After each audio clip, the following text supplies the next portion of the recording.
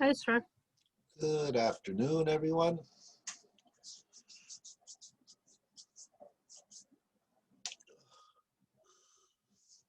Eesh. Hello. Hello. Hello, sir. Good afternoon. Just wait a couple more minutes. And then we'll get back to Macbeth. Act 4.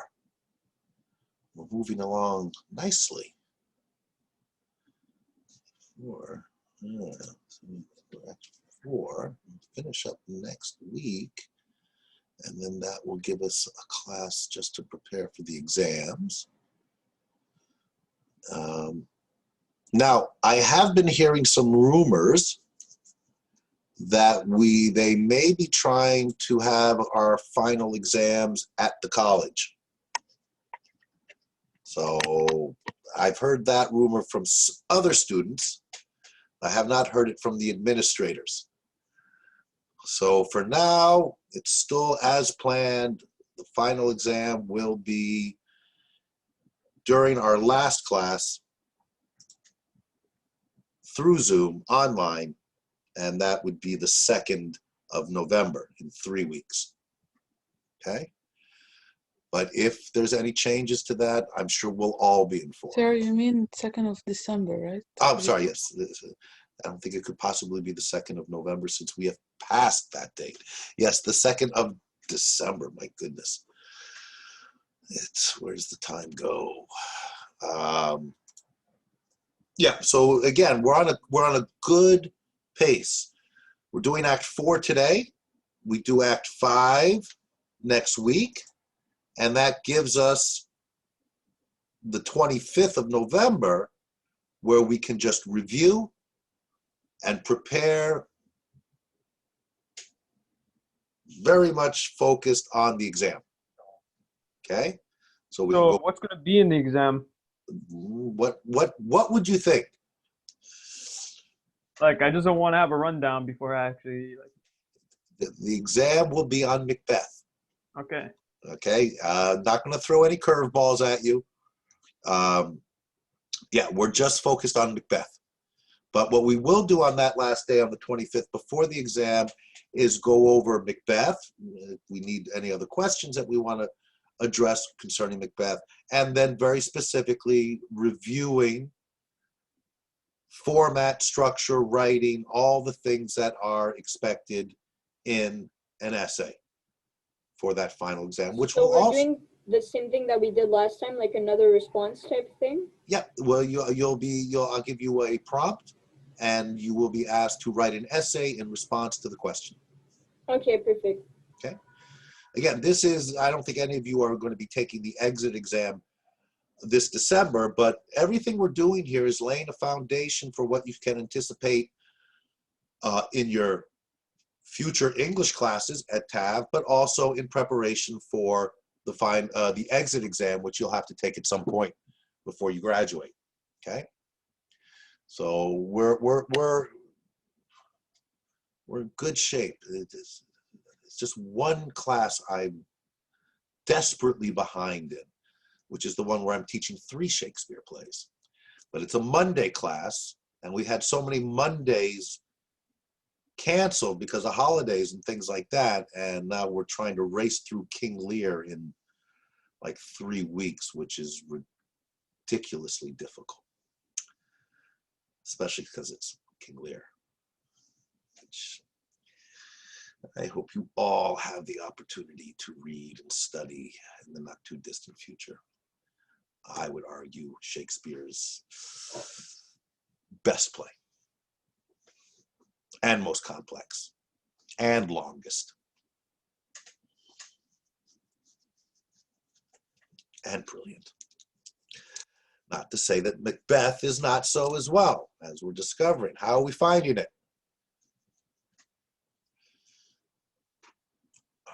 Is it getting a little easier? At least to understand the basic plot, how it's unfolding, the language. Are you finding it more accessible? Yes, for me, I'm finding little bit easier. The fourth act, I can read and little bit understand. Yeah, and it's not because the fourth act is written in a different way. It's because you're getting accustomed to Shakespeare. Right? That's the whole idea. I tell you, once you get a good handle on the language, then you will be able to approach any of his plays, um, and be able to get through it on your own. Uh, Also, the suspense that you want to know what's going on makes you want to read. I don't know if it's like that for everybody, but well, no, there is that element to Macbeth. I mean, we see now, especially in this act, because now Macbeth, as you've all noticed, is getting a little, what's the word? A little more intense, a little more determined, a little more focused. Notice that he's not as wishy-washy. He's making decisions much quicker now. It's very much as if he has finally accepted the reality that he's crossed the line and that there is no turning back at this point. And we get a good sense of that when he makes the decision to meet with the Weird Sisters again. Right? He needs to know. And he now becomes very much a man of action, not indecision. We saw a lot of the indecision earlier. We're still wondering about, some of his visions and his kind of meltdown at the banquet when he sees the ghost of Banquo, and no one else does. But that seems to have as well shaped his character. And now he becomes more determined and more fixated on maintaining his power. And whatever moral dilemmas he had to fight earlier against, and then usually having Lady Macbeth give him that little push over the line, he doesn't need her anymore to push him over the line. And it gets frighteningly brutal and very, very bloody, right? Remember the symbolism of blood,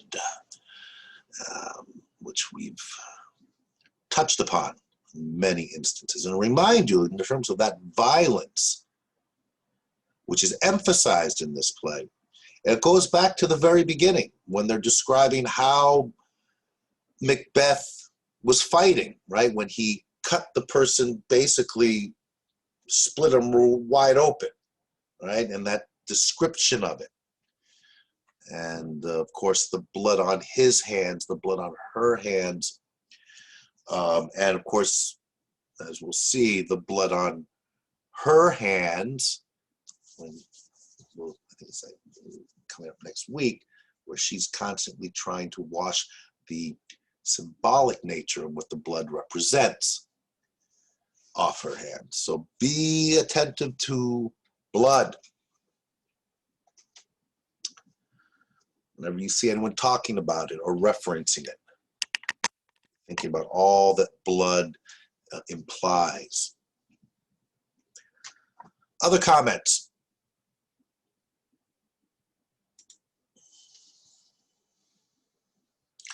How'd you find the first scene in Act 4? Right? You have all these apparitions appear, right?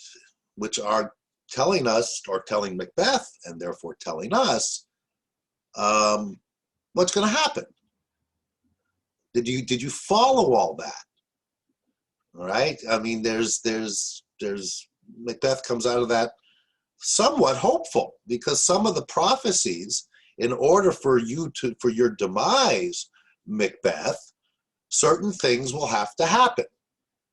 And the things that would have to happen are seemingly impossible. No man born of a woman can kill you. Everyone's born from a woman.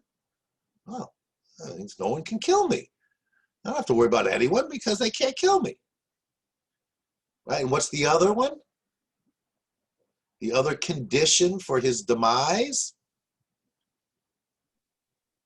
Uh, um, head, um, head of someone with the tree, something. Not Okay, we're going to exactly. look at it because it's important. A whole forest has to move. Yes. And again, that's not possible. So what do you have to worry about?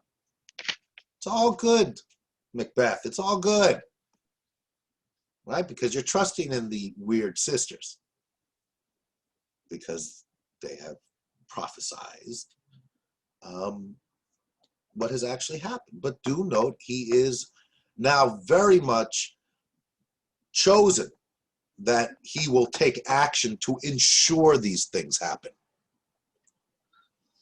Right? So we see again how he decides after, and we'll look at it more closely in a minute, how after the meeting with the weird sisters, he says, okay, he finds out that Macduff has fled to England, right? Joining forces that are opposed to Macbeth. And what's Macbeth's response to that? What's he going to do? But at an end, he saw some people are going with a mirror, and he look at the Right. picture of Well, the cow. that's in response to the third question, right? Yes. Will Banquo's children Hmm. be king? And this is the one area that is concerning for him, because then we see the entourage, right? And they're all, what he notices, he says, well, the ghost of Banquo's the last one, but all these 8 people, what do they all have in common?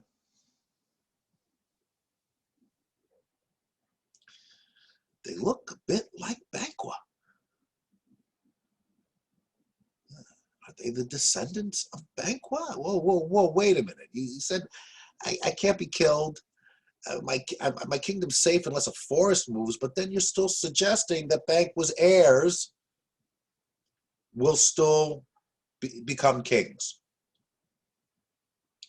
And of course, the reality of that is, if you are going to believe the weird sisters, they said, yes, Banquo's children will be kings. So how's that going to change? Right? So there's a conundrum here. Like, how is one thing possible while the other is possible? Doesn't make sense. Remember, he's still concerned because Fleance got away when he sent his killers out there, his murderers, to kill Banquo and his son. So that's still lurking and disrupting. But again, there's a lot of assurance that he'll be okay because of the other prophecies. What else?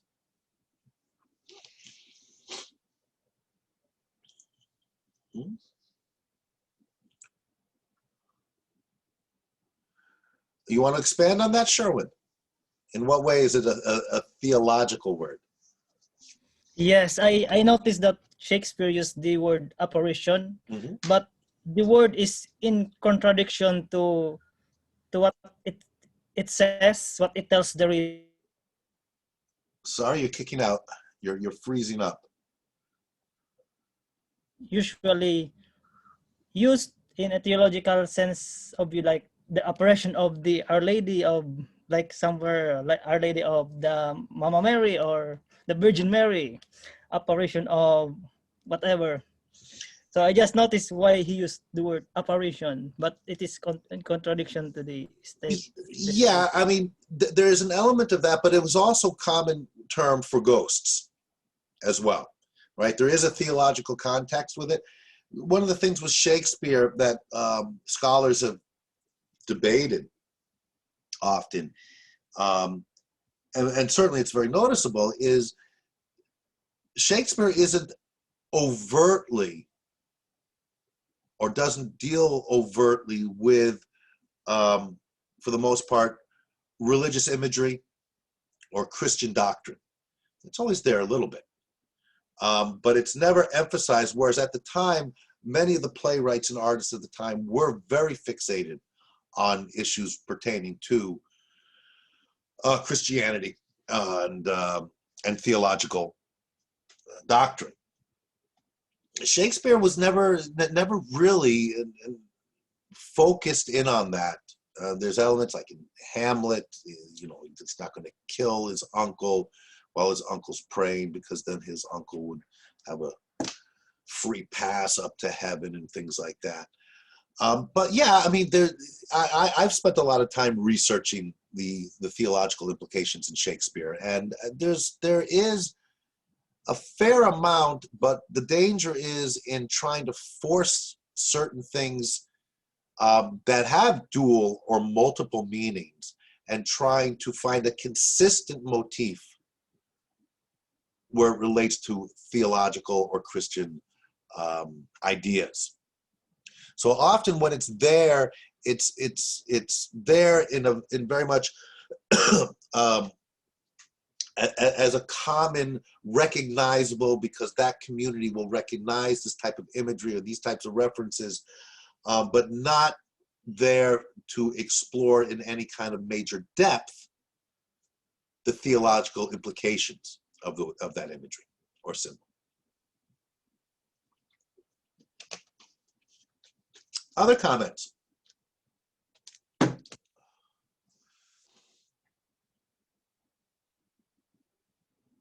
Yeah. Has anyone finished it yet? Did anyone just feel like they couldn't stop and had to get to the end and find out what happens? No, not It's yet. a little bit exciting to know. Yeah, we're gonna have time, and I don't know if we'll get to it today, but I am going to want to, in the next couple of weeks, and probably more so once we finish, is to show you different performances of the same scene, so you can see how the interpretive process is so vital to understanding the play, and how there can be different ways of envisioning the behavioral patterns or the unfolding of the plot in Shakespeare. I don't want to do that yet because I don't want it to influence your interpretations, okay? But I think we'll have fun with that, especially with a play like Macbeth that has so many, as we've already seen, because we've looked at a couple, dramatic, I mean, highly intense, dramatic scenes. And there's many performances out there to look at. You may have started looking at some of them yourself. There's a couple I have in mind that are fairly obscure. So I'm just whetting your appetite a little bit with that for something that we're going to pursue down the road. And we have time to do it in this class. And I think it will be interesting and helpful in preparing for the exam, because what I really want you to understand, and I think you've gathered this even with the short stories we were looking at, and certainly with Shakespeare, that there are a number of possible ways of interpreting things. Shakespeare is very much known for that. Less so with Macbeth. Macbeth is one of the least ambiguous plays that he did. It's pretty straightforward what Macbeth is doing and why he's doing it. But, and again, I'm hoping to get a lot of feedback from you guys. I want to see how you're grabbing it and what you're doing with much of it. And that'll become a little clearer as we proceed. We may look at a clip or two today in the second half. I haven't decided yet. And that reminds me, we didn't do an in-class assignment last week, did we? No, huh? Okay. So I'm gonna see how it goes today. We may have one this afternoon. If not, you should anticipate we're gonna have next week and the week after. Okay, because we have to catch up with those. Remember, those ultimately constitute 30% of your final mark. But they're going to be very, right, as long as you've done the reading, and if you're here in class and been paying attention, again, it's It's more to see how you're interpreting things, and as a means to prepare you to have greater familiarity with the play, so that you'll be more comfortable in addressing the question that you'll be having on your final exam. Okay.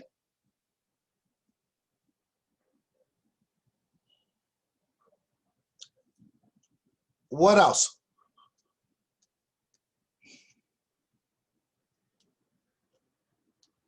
Huh? We're good? I'm starting to wonder what the weird sisters, as you call them, are looking to do. It seems like they have a plan, and why they're doing it, I don't understand though. Yeah. Good question. Again, a lot of debate over that with the Weird Sisters. I mean, what we do know, Weird Sister, which is, you know, I've referred to them as being mischievous. Well, that's probably an understatement. Right there, and now with Hecate there as well, who's their kind of like their leader. What are they? What is their end game? Do they have one? I mean, again, one of the things we ask ourselves about them, are they controlling the action? Are they doing this in order to ensure that Macbeth takes certain actions which they know will then lead to doom and disaster? Or are they just, yeah, we just know this stuff and we're just letting you know. Do with it what you will. Do you, in other words, we're just telling you what's going to happen. You have no control over it. That's a big question, right? We've been asking that question. What if he hadn't killed Duncan? Would he still become king? So are they just messengers? Just letting that, you know, mischievous messenger. You know, we know what's going to happen. We could just sit back and let it all happen. Or let's have a little fun. You know, let's toy with Macbeth and Banquo and the whole kingdom, because we know it's going to happen. We're going to let them know it's going to happen, and let's just see how they navigate through that. Right? Remember the mischievous nature of them when she was talking about, you know, the sailor and cutting off the thumb, and because they felt slighted. You know, so they have that very mysterious in respects nature to them. But of course, that's also part of the story, right? They are outside nature, outside normal nature, right? So they are they representing another dimension of nature, the supernatural? Clearly, I mean they're not human in the normal sense of the word. Right, we know that by their appearance, and again, when we look at different, because remember, in the play, we're not told what they exactly look like. All we know really is that they're women with beards, right? But when you see how different productions, the way they've cast the actors who are going to play the witches, and you get some really ghoulish stuff, and then other times, I think there was, they've done all kinds of things with portraying the witches. So yeah, it's a great question. You know, what is their end game? What are they up to? Well, let's be attentive to that. Yeah, sounds like a great essay question. Oh, I'm sorry.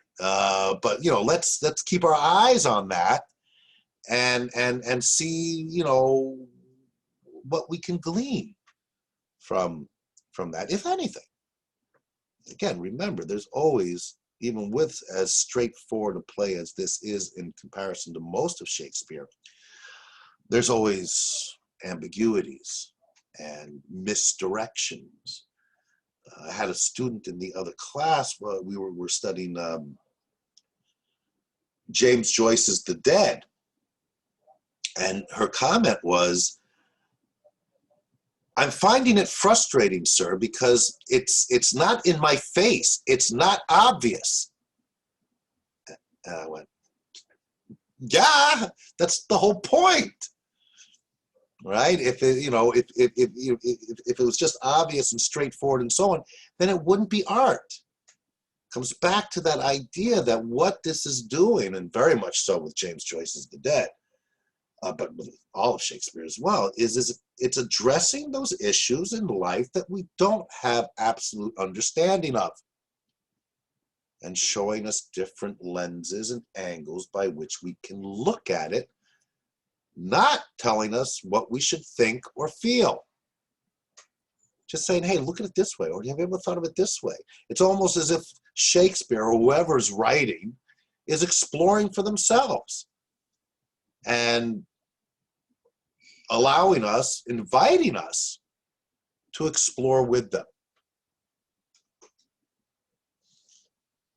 Themes, ambition, right? The theme of ambition in Macbeth.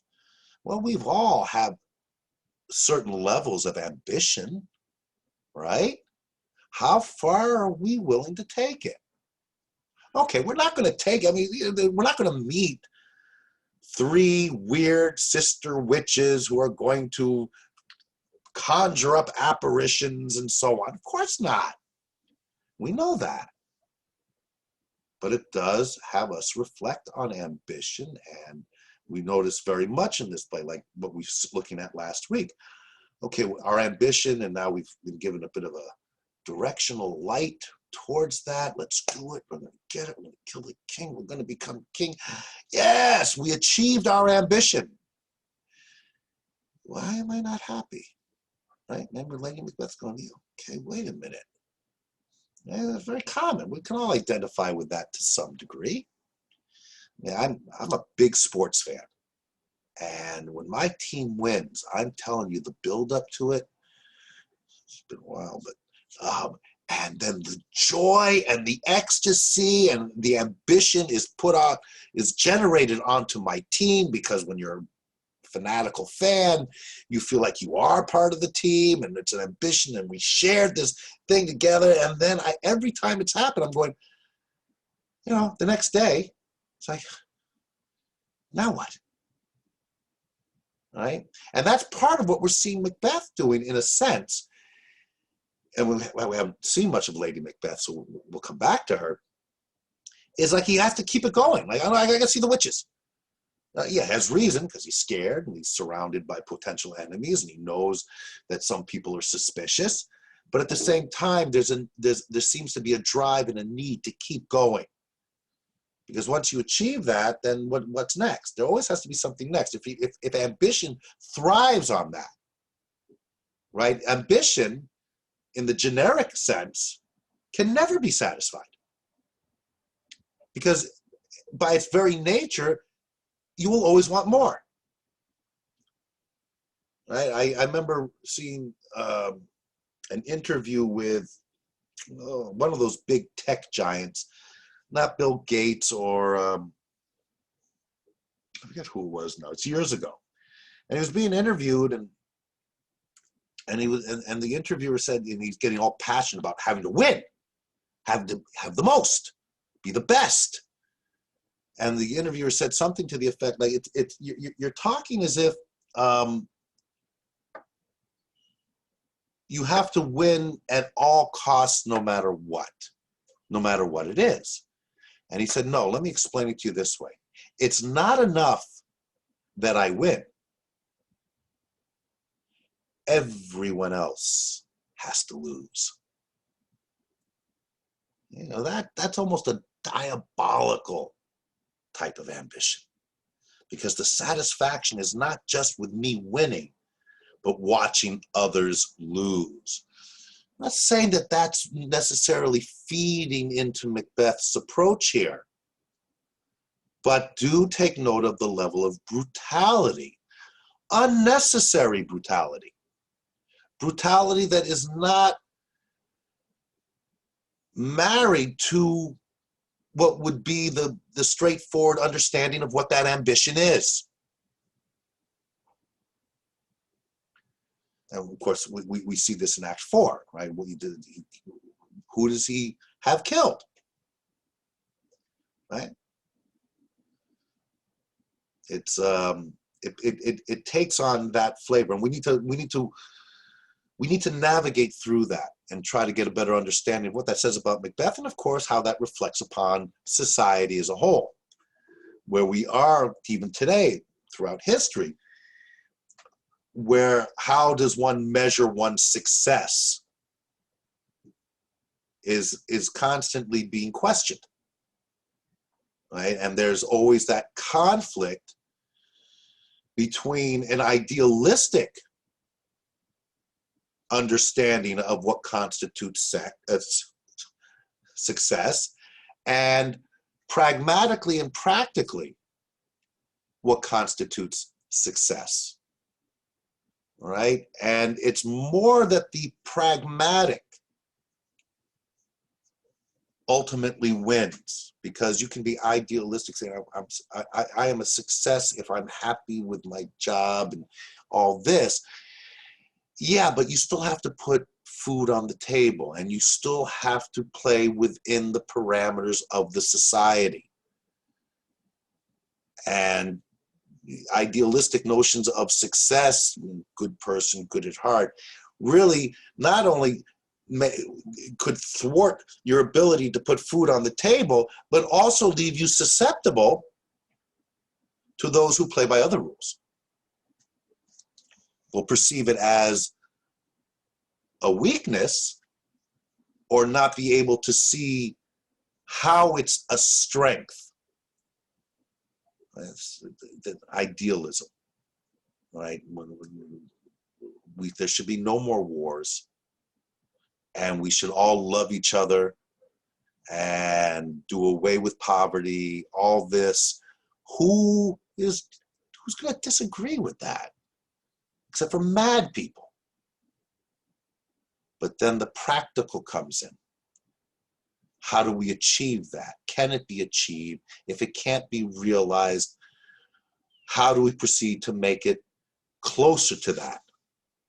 And does that involve having to, if you will, de-universalize it? We can't make that for everyone, so how are we going to choose who we can make that kind of idealistic, utopian vision work for? Right? And that's where actions come in. So the choices you make in terms of what you're going to do to achieve a betterness, a better good. We see this now. Yeah, Macbeth is a little difficult because he's just selfish, ambitious. But you look at what the others do to combat that. And we're going to look closely at Malcolm, right, and Macduff, and the choices they make. And Macduff is an interesting one. As we see in this act, and we'll explore it a bit in terms of determining Macduff's character and some of the criticism that's leveled at him. He left his wife and child unprotected. By going to England, he had to have known that that would draw suspicion. And he wasn't hiding it. Why would he do that and leave his wife and child alone, unprotected? And the consequences of that we see in Act 4. So it's the choice. His ambition, if you will, is to restore Scotland, which is now in the throes of a bewitching, let me use that purposely because the witches are involved, tyranny. And he feels obliged, idealistically and pragmatically, but a lot of it is idealistic, that he must go to England to ensure that he can get the English to support and help gather an army to take out the tyrant Macbeth. At the expense, arguably, of abandoning his family. moral and ethical dilemmas. Well, should he take his family with him? All this, there's infinite ways of approaching it.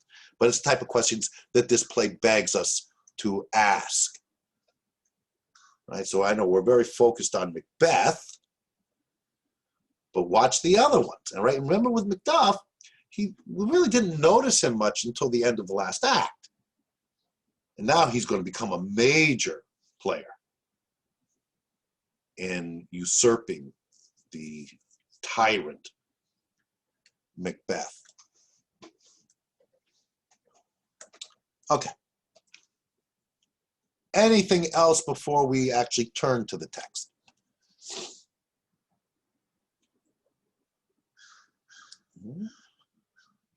Okay. So,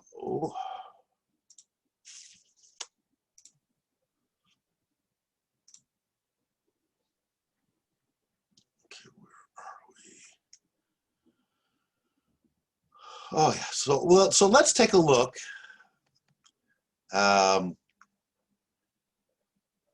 It's always fun when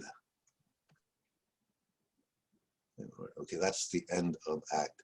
Let's take a look at the witches, because it's always fun when they're around. It's so eerie. And of course, remember, in terms of the atmosphere that's created, what's the first thing? The thunder. So we're always getting that element of it, and the darkness, and we have here a boiling cauldron. I mean, it's all, in many respects, it's all cliched about the witches. We have some famous lines that come out of this. So the three witches are here with the boy, and what are they doing? They're making some food. Some food? Good. Some kind of potion? Portion. I mean, if it's food, it's got some interesting stuff in it. Oh my God. You could be brave enough to eat any of this. But yeah, I mean, and it's really playing on the stereotype of the witches and all their little magical spices and parts of animals, tooth of wolf, and things like this. All right, so round about the cauldron go, in the poisoned entrails throw. Right. One of the things I am going to start, looking at a bit more is the poetry here. And we haven't, it's usually, you can't spend too much time with it at the early stages of your engagement with Shakespeare, because first you have to have a grasp of the language in general and be able to follow the plot and everything else. But some of it is just, it's Shakespeare. It's just, it's so crafted in a poetic sense. Which can sometimes be a little disconcerting, depending on who's speaking. Round about the cauldron go, in the poisoned entrails throw. Toad that under cold stone days and nights has 31 sweltered venoms sleeping got. Boil thy first in the charmed pot. So you're seeing the rhyming, right? And there's meter. I won't get into it. It's not a poetry class, but it's all extraordinarily well crafted in terms of language and poetic style. And then we have one of the more famous lines, right? Double, double, toil and trouble, fire burn, and cauldron bubble.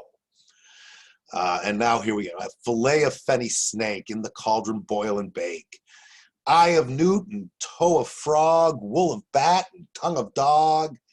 Adder's fork and blindworm's sting, lizard's leg and owlet's wing, for a charm of powerful trouble. Like a hell broth boil and bubble. So again, it's what is all this stuff, right? The snake and toe of frog and eye of newt, tongue of a dog, wool of bat, blindworm's sting. But what it comes down to is, what is this all for? For a charm of powerful trouble, like a hell broth. Right? Reminding us this is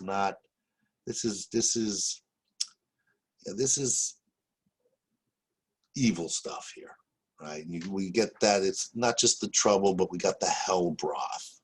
And they're back, double toil and trouble, fire burn and cauldron bubble. And then we get more. And there's the other thing with Shakespeare, right? He'll give us the repetitiveness of it, and yet when you see it performed, and even when we read it, it's one of the reasons why I spend so much time reading it, is then you can really hear that, yes, it may be repetitive, but there's something enticing about it. It's almost musical. Very much so. That's where the poetry comes in. Yes, it's very musical. Poetry is very musical. So it keeps us entranced, right? It keeps us riveted because of that musicality and that poetry of it, which again is different than what we're accustomed to when we're looking at short stories for the most part, which are certainly the ones we looked at for the most part, are very realistic, right? So even when you have realistic scenes, two people talking, not witches or anything like that, just two people, when you're attentive to the language, people don't talk like that. Sometimes he has it rhyming, like blank verse and so on, and other times it's not. And often when you get to the next level of studying Shakespeare, you start seeing who he gives the rhyming of the poetry to and who he doesn't. And often it reflects the nature of their character. And it's very much so when you get to the comedies, which are in their own right brilliant and difficult. So again, Scale of Dragon, Tooth of Wolf, Witch's Mummy, Maud, Gulf, etc., etc. Finger of Birth Strangled Babe. Finger of Birth Strangled Babe. Okay. Make the gruel thick and slab, right? And there to a tiger's cauldron for the ingredient, cauldron for the ingredients of our cauldron. And again, we come back to, it's almost ritualistic, right? It's almost as if you're in a ceremony.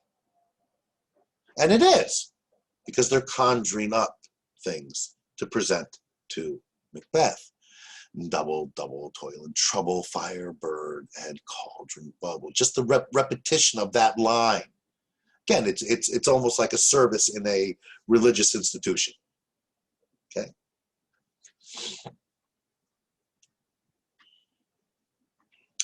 And then Hecate returns. Oh, well done, I commend your pains, and everyone shall share in the gains. And now about the cauldron sing. Live elves and fairies in a ring, enchanting all that you put in. So now that you, right, Hecate's the leader. Now that the three witches have put all the ingredients in there properly, the right amount, etc. And now about the cauldron sing, live elves and fairies in a ring, enchanting all that you put in. Now we're going to have music and song and black spirits. Notice, again, there's not much detail as to how this should be staged.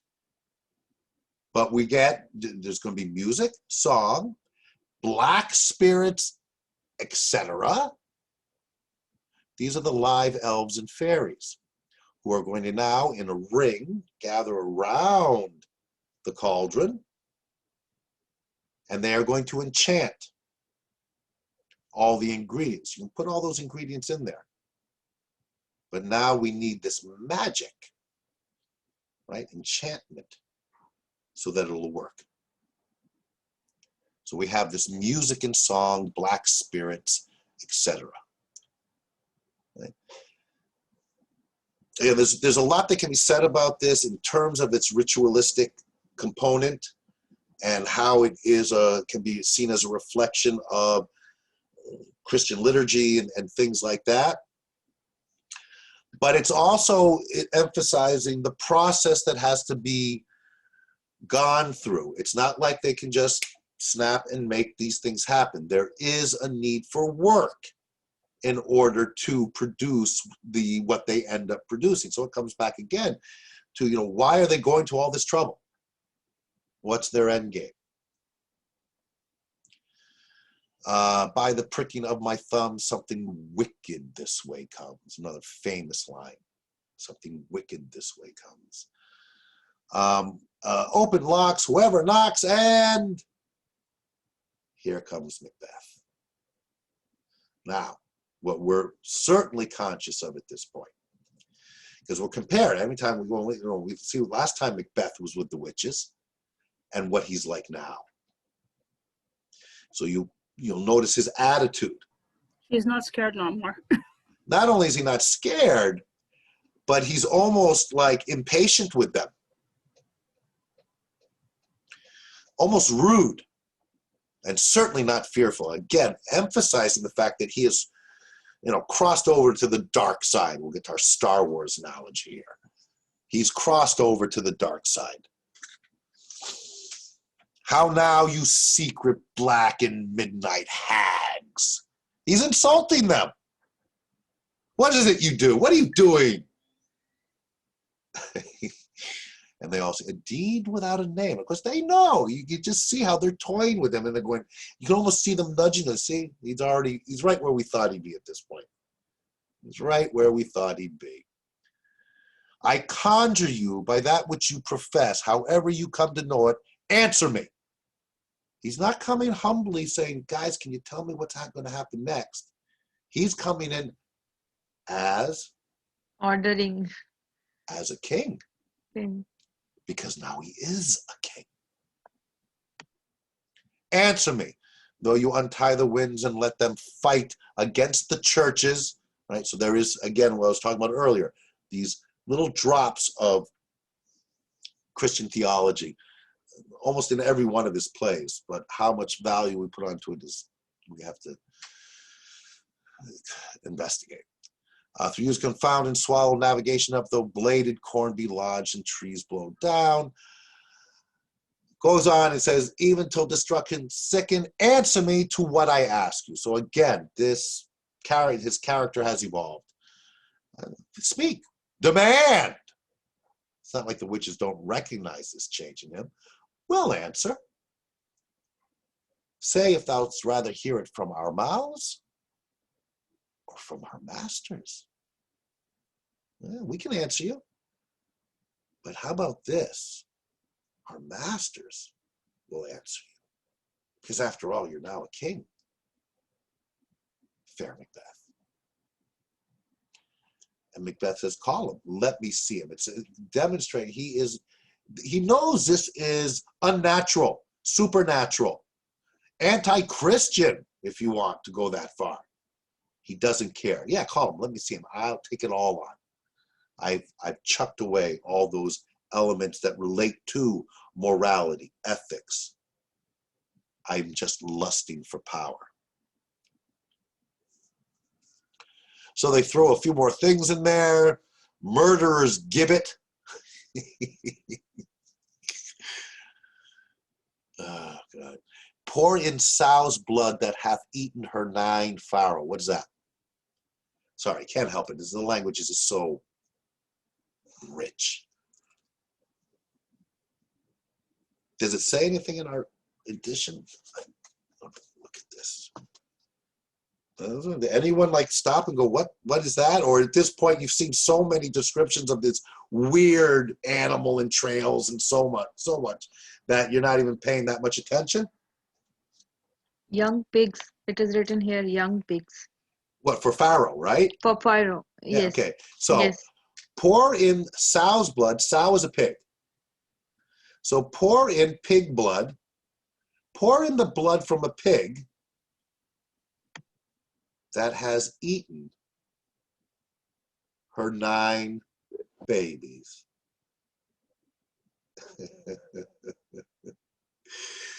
Does that remind you of anything? Lady Macbeth. There you go. You see? These connections are everywhere if you have the time and the patience to look for them. Yes, that harps back, that relates to her willing to kill her baby, right? Any idea, sir, how long it took Macbeth to write this? Shakespeare to write it? Shakespeare, excuse me. Yeah, because Well, it's so detailed, and I Yeah. imagine. yeah, this is one of the big discussions and debates in Shakespearean scholarship. First of all, with many of the plays, we're not even sure that he wrote the whole thing. The plays weren't published until after his death. And the plays were written often on the spot and modified on the spot when they were producing them on the Globe stage in England. What happened is editors then got involved and put together the first folio and the second folio. And there's one of the big areas in Shakespearean scholarship is to look at the different editions, first folio versus second folio, and the changes that are there, and the editors, how they modified things. So it's an intriguing study. Ultimately, I mean, like one of the things, like even what this edition here that we're looking at might have some differences to the edition that we have in book form, but probably not that long. Okay, he would have gone back to them as the play was being performed to do modifications, like a director. No, we got to do another cut, right? And so let's modify this for the next performance tomorrow night and things like that. I mean, if you look, I was just looking at it recently, the different folio versions of Hamlet, probably the most famous soliloquy in the English language, to be or not to be. That is the question, right? Well, in one of the folios, it's to be or not to be, that is all. It changes the whole meaning. So and because it's theater, so there's difficulty in really ascertaining how long, when it was published. But it's but yeah, it is. I mean, and when one has to, and we know extraordinarily little about Shakespeare's life. So we don't know what his work habits were. Again, it's extraordinarily how little we know about Shakespeare, considering that there are artists and writers who were writing hundreds and hundreds of years before Shakespeare, and we know much more about them than we do about Shakespeare. So it's very hard to ascertain. Ultimately, what I fall back on as both a teacher and a student of Shakespeare, I'll just take it as it is. And I'm in a certain state of mind, I'll go with King Lear, for instance. I was referencing King Lear before. There are now 2 culled together versions that are actually culled from about 5 other versions, and it's how the process by which the current contemporary editors decided on the version that they chose is actually kind of fascinating, but on a much more cerebral level. And the reason I don't like to explore it that much, even as a student, is it takes away from the actual text and becomes more of a logistical editing matter. But yeah, anyways. Okay, so they call up the first apparition, an armed head. And tell me, thou unknown power, note what they say, the witches. He knows thy thought. The apparition knows what you're thinking. Hear his speech, but say thou not. No talking, Macbeth. Just listen. Okay. And the first one, Macbeth, Macbeth, Macbeth. Do be attentive to the repetitions. Macbeth, Macbeth, Macbeth. Beware Macduff. Beware the Thane of Fife. Dismiss me. Enough. So it just comes in and then leaves. Descends. Whatever thou art, for thy good caution thanks. Thou hast heart my feel right. But one word more, right? Wants to know more. He says thank you, but I've already been a little suspicious of Macduff. But I want to, let me ask you one more question. Again, he's reminded. He will not be commanded. Your authority does not work in this world, buddy. You know, you may be king, but not down here. And then here's another, more thunder. Now we have a bloody child. What are you thinking about these images, right, of how these apparitions appear? A bloody child, and again, Macbeth, Macbeth, Macbeth. And note Macbeth's response this time. Had I 3 years, I'd hear thee. What's that?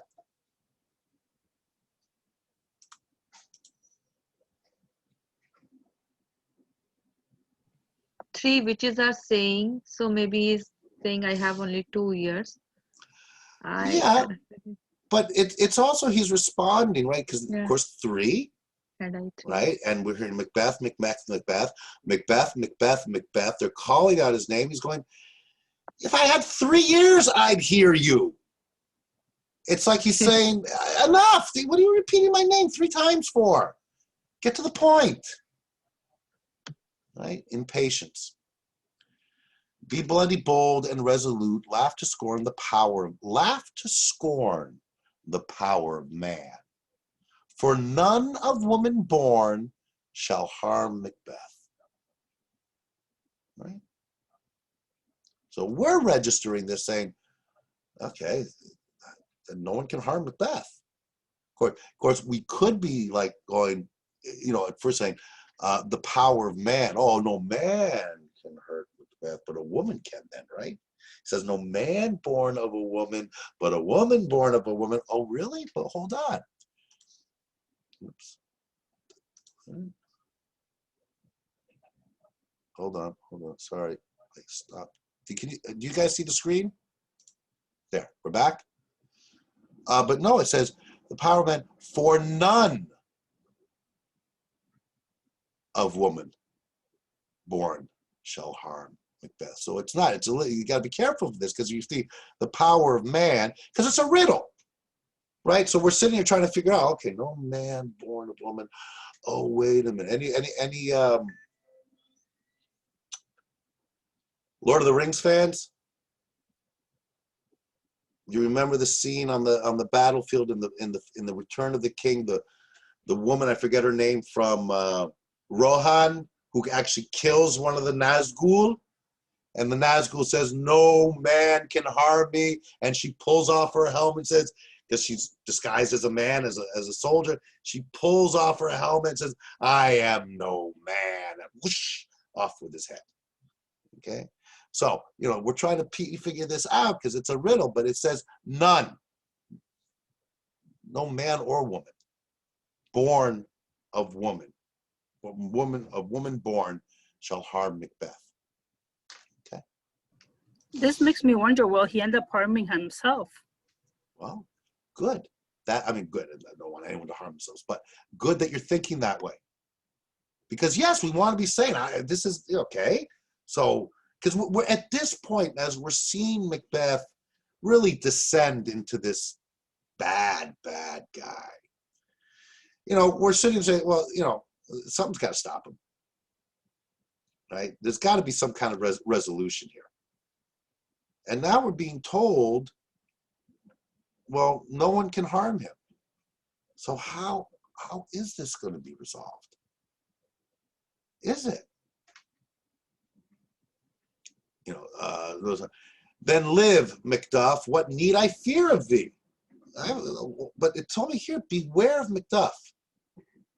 Well, why do I have to beware of Macduff? No one can hurt me. Doesn't make sense. Again, you see, and the witches know this. They're toying with him. Again, we come back, why are they doing this to poor Macbeth? Really, poor Macbeth? But yet I'll make assurance double sure. Okay, all right. And again, now we're seeing this ruthlessness. right? And the very quick decision-making ability of Macbeth now. Then live, Macduff. What need I fear of thee? I have nothing to fear of you. But yet, let me make assurance double sure. It's a great line. Assurance double sure. And take a bond of fate. Thou shalt not live, that I may tell pale-hearted fear it lies, and sleep in spite of thunder. I'm not taking any chances. No, I've just been told there's no way you can hurt me, Macduff, but you know what? Let's be sure. Well, you know, it's an extreme example of the dilemma he had earlier. I'm going to become king, so they had prophesized, but do I have to take action to make it happen? And he chooses to take that action. And we are still left with the question, well, what if you hadn't? Well, same thing here. No one can hurt me, so I don't really have to worry about you, but I'm still going to take action because, again, the prophecies of the Weird Sisters have come true. Macbeth is there believing them. But of course, then we have this. Then why would they say, beware Macduff? There is also something else. Maybe one of the sons will come back and take the kingdom, and Macbeth won't be hurt. Maybe he'll be put in jail. Could be. There's many different, yeah. But if he's invincible, how are they even going to get him in jail? You know, again, of course, this is all dressed up in the mysterious and the supernatural, because it's all coming from this cauldron, right? Full of all kinds of hideous ingredients that has been bewitched and enchanted. So in that world, anything's possible. Important to remember that. Anything is possible. Then is it possible he could be harmed by something other than a person born from a woman? More thunder.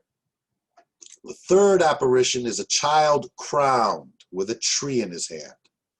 What is this? That rises like the issue of a king and wears upon his baby brow, because it's a child, the round and top of sovereignty. Sovereignty, right? The round, it's the crown. Top of sovereignty. And again, they say, listen, but speak not to it. Be lion-mettled proud, and take no care who chafes, who frets, or where conspirers are. Don't worry. Macbeth shall never be vanquished. Shall never vanquished be until great Birnam Wood to high Dunsinane Hill shall come against him.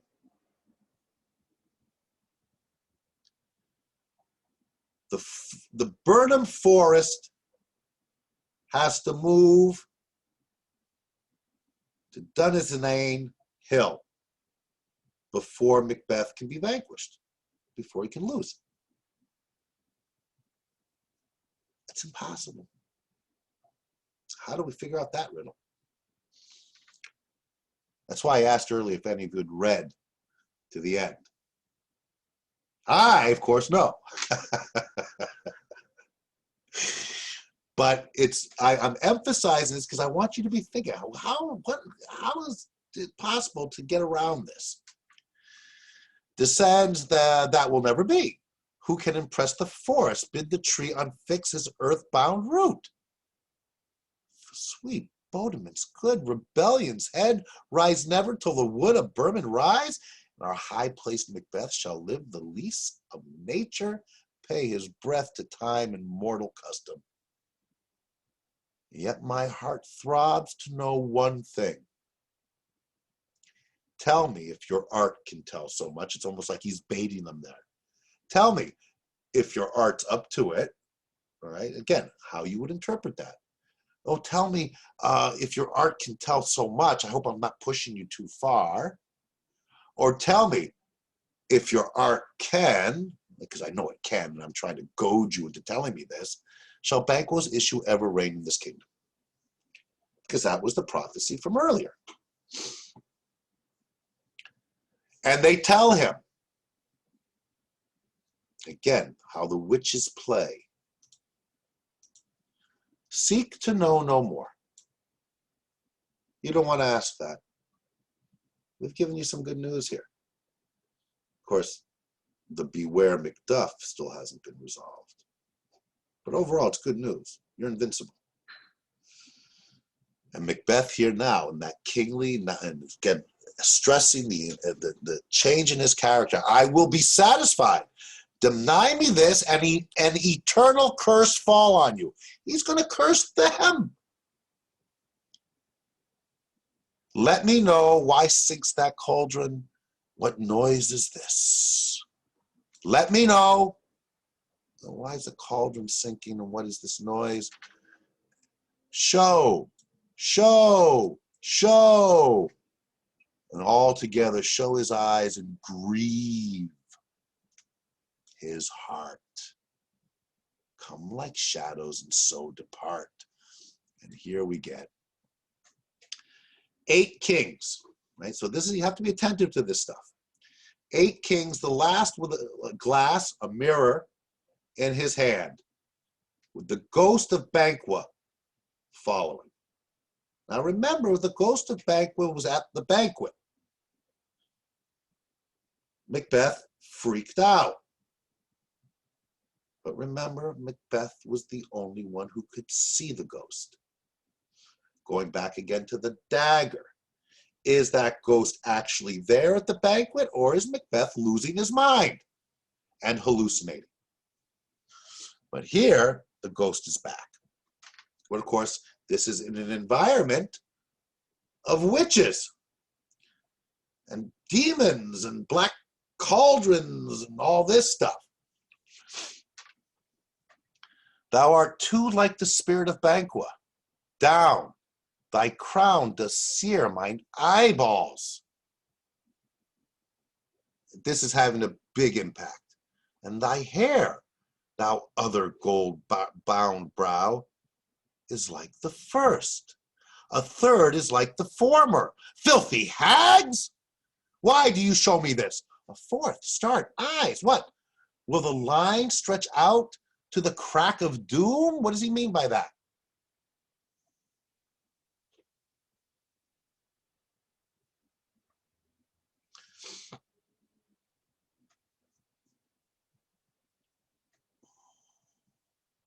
Another yet, a seventh, I'll see no more. And yet the eighth appears who bears a glass which shows me many more. What's going on? Okay, so let's parse this. It's tricky language, but again, it's to help facilitate you in terms of being able to parse the language of Shakespeare. Thou art too like the spirit of Banquo. You look too much like Banquo. Down. Thy crown does sear mine eyeballs, right? Sear, you sear a steak, you burn it. Burning. Thy crown is burning my eyeballs, and thy hair, thou other gold-bound brow, is like the first. Remember, there's 8. The third one, looks like the former one.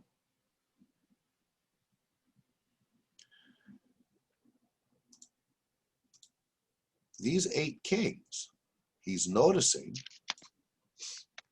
look alike,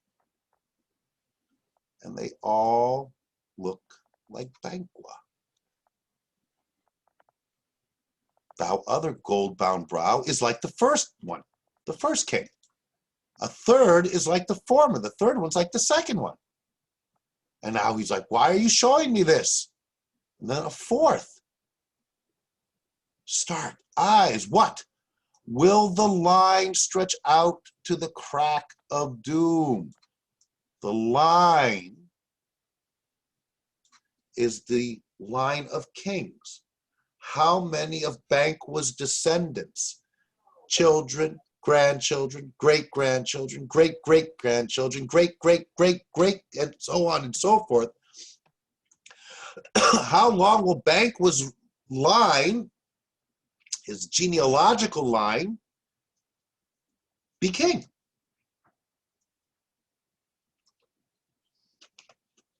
Forever? Why are you showing me so many? Of course, it is 8, so we can assume that it's 8 generations of Banquo kings.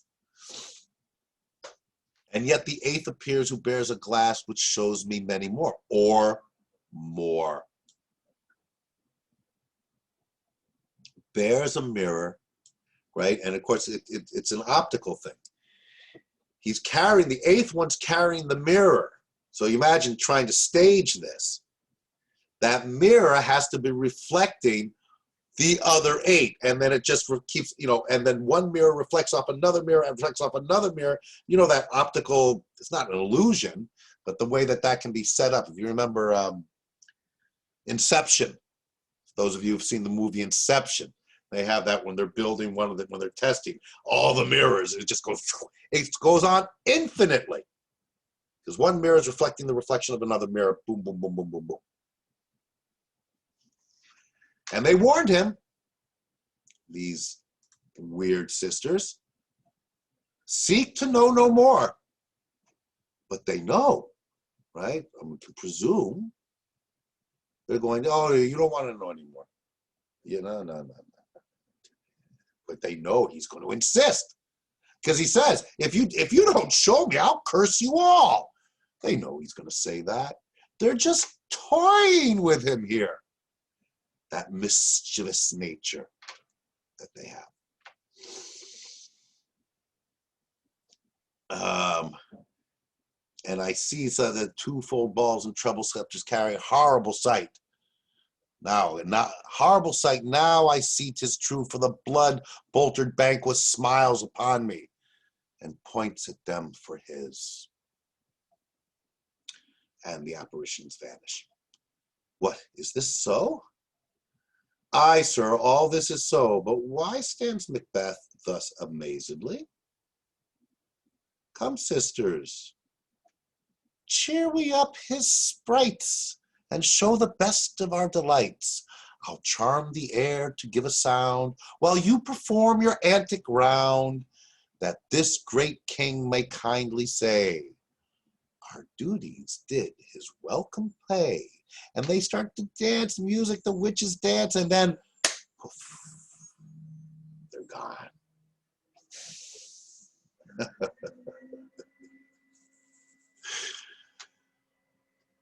Oh yeah, you know, what is this so? Right? Oh yeah, stands. Why you look so amazed? Come, we'll cheer you up. It's all good.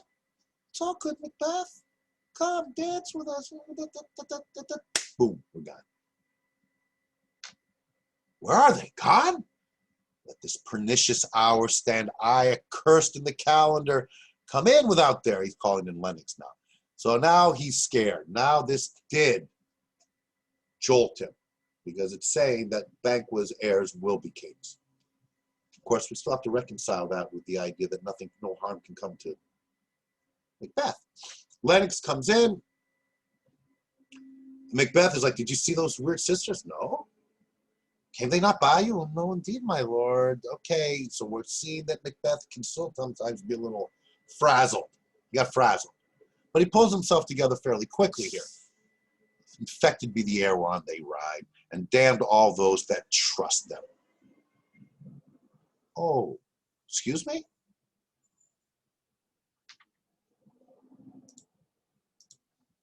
And damned all those that trust them. But doesn't he trust them? Did he not just damn himself?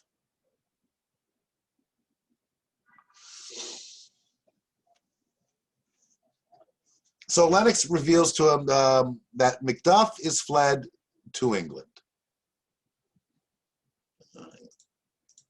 So how's Macbeth going to react? Time thou anticipest my dread exploits.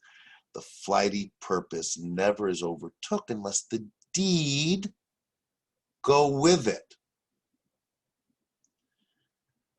The purpose, the goal, is never realized unless the deed, the action, go with it.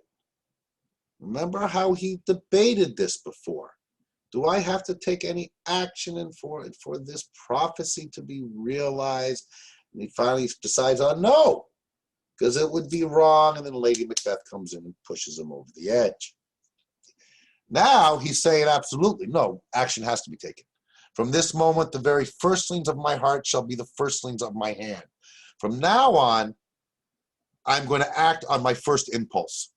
I'm not going to be that Macbeth back in Act 1 who's humming and hawing, going, should I or shouldn't I? You know, Duncan's kind of a nice guy, but then I'm not going to become a king unless I kill him. Let me think. Well, I could do this. No, that's done with. Here I proclaim it. The very firstlings of my heart, my first impulse, shall be the firstlings of my hand, will then be the first action I take. And even now, to crown my thoughts with acts, be it thought and done. The castle of Macduff I will surprise. Oh, Macduff, you ran to England, but your castle's here in Scotland. I will surprise, seize upon Fife, that's his, right, his land. Give to the edge of the sword his wife, his babes, and all unfortunate souls that trace him in his line. I'm going to act on my first impulse, and my first impulse is I'm going to go to your castle. I know you're not there, and I'm going to kill everyone in that castle, including your wife and your child. That's brutal. No reason to do it. No reason to do it except out of spite or to instill, well, come back to it in a minute. No boasting like a fool. I'm not going to talk about it. This deed I'll do before the purpose cool. I'm going to do it before I change my mind. It's back. My very firstlings of my heart shall be the firstlings of my hand. I'm going to act on those impulses. I am not going to think about things anymore. Before the purpose cool, but no more sights. Where are these gentlemen? Come bring me where they are. Okay, so before we move on to the next scene, everyone fully understands what he's saying here and understands how it's changed. This is now an action, what he's just said he's going to do, that does not serve a purpose. And that's a big difference. The killing of Duncan was, well, Duncan, I can't be king while Duncan is king. There is a purpose in killing Duncan regarding my ambition. With Macduff, yes, I need to kill Macduff because they told me to beware of Macduff. And I know Macduff is going to England now. I was just informed he's fled to England, and I know why he's going there. It's because he's going to try to put together an army and defeat me. I can't let that happen. So I'm going to kill his family. Now that's just revenge, or not even revenge, it's spite. It's not like he's trying to do it to send a message. It's not like saying, okay, I'm going to go kill his family and let him know that that's going to happen to him, because that probably wouldn't work either, because he probably have nothing more to live for. It's almost as if it's punishment. But that punishment is no more than just a punishment. It does not work towards his goal, his ends, his ambitious drive.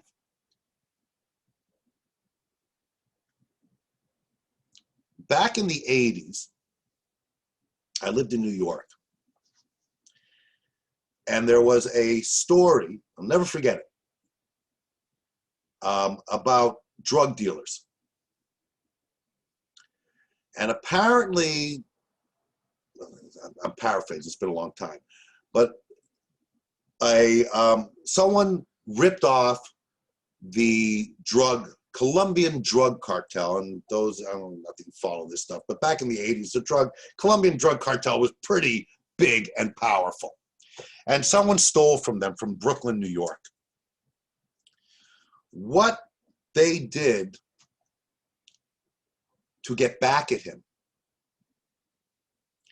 was they waited outside the apartment building he lived in Brooklyn. I think it was Brooklyn, where he lived in the apartment with 11 members of his family, including, I think, 4 or 5 children. They waited for him to go out shopping. They purposely waited for him to leave. Then they went into the apartment and slaughtered all 11 family members. And then they left and waited for him to come home. I tell that because obviously it relates to this, but in a more insidious way, because it was very much designed so that he would walk home and find them all slaughtered. And of course, for them, it was also to send a message. It was a very public thing, big news in New York. And it was very much the drug cartel sending out a message to everyone else out there who may be thinking about stealing from us. This is what's going to happen. So there at least was a purpose of sorts. This doesn't have that. This reminds me of the saying in French. I don't know how to say in English. I'm trying to think about it. Méchanceté gratuite, like free, meanness but free. Like yeah, gratuitous. how would you? Yeah, I don't know if that's a translatable phrase and having the same impact that it does in French, but yeah, it's unnecessary. See, I use the example from New York. You know, it's really unbelievably outrageously disturbing as that is. You can see their rationale. Hate it, but see that there was a reason for it. It was to send a message. This is what will happen to your family if you mess with us. And it's Soprano stuff, okay? But it was real. I shouldn't, you know, and that's the other thing, is to show, you know, how there are ways to latch anything we read in Shakespeare into reality of today. But in this case, Macbeth is, it's not going to stop in any way Macduff from doing it. Logic? Go kidnap his wife and kid and tell him, Macduff, you need to go kill yourself, or I kill your family, or come here, I'll kill you if you don't have the, you know, but this is the way it is. You can't save yourself, but you could save your family. Right? There's the logic. This doesn't have that logic. And it's important, and I emphasize it because it's important to realize how far over the line Macbeth has gone. And at this point, it's an important one to try to remember. At this point, we have to, especially when we see that killing actually play out, can we have any sympathy or caring for Macbeth from here on in? No. Remember, I asked you something similar to that when we were looking at Macbeth at the beginning, and our anger. It was Lady Macbeth who were sitting there going, "Oh my God!" But Macbeth, we could empathize to some degree with his dilemma. Again, comes back to what we discussed at the beginning of class. We all have had ambitions. And, you know, we have to question, you know, how far have we gone to achieve them? And so we can identify with Macbeth. Sure, it's not quite the same thing.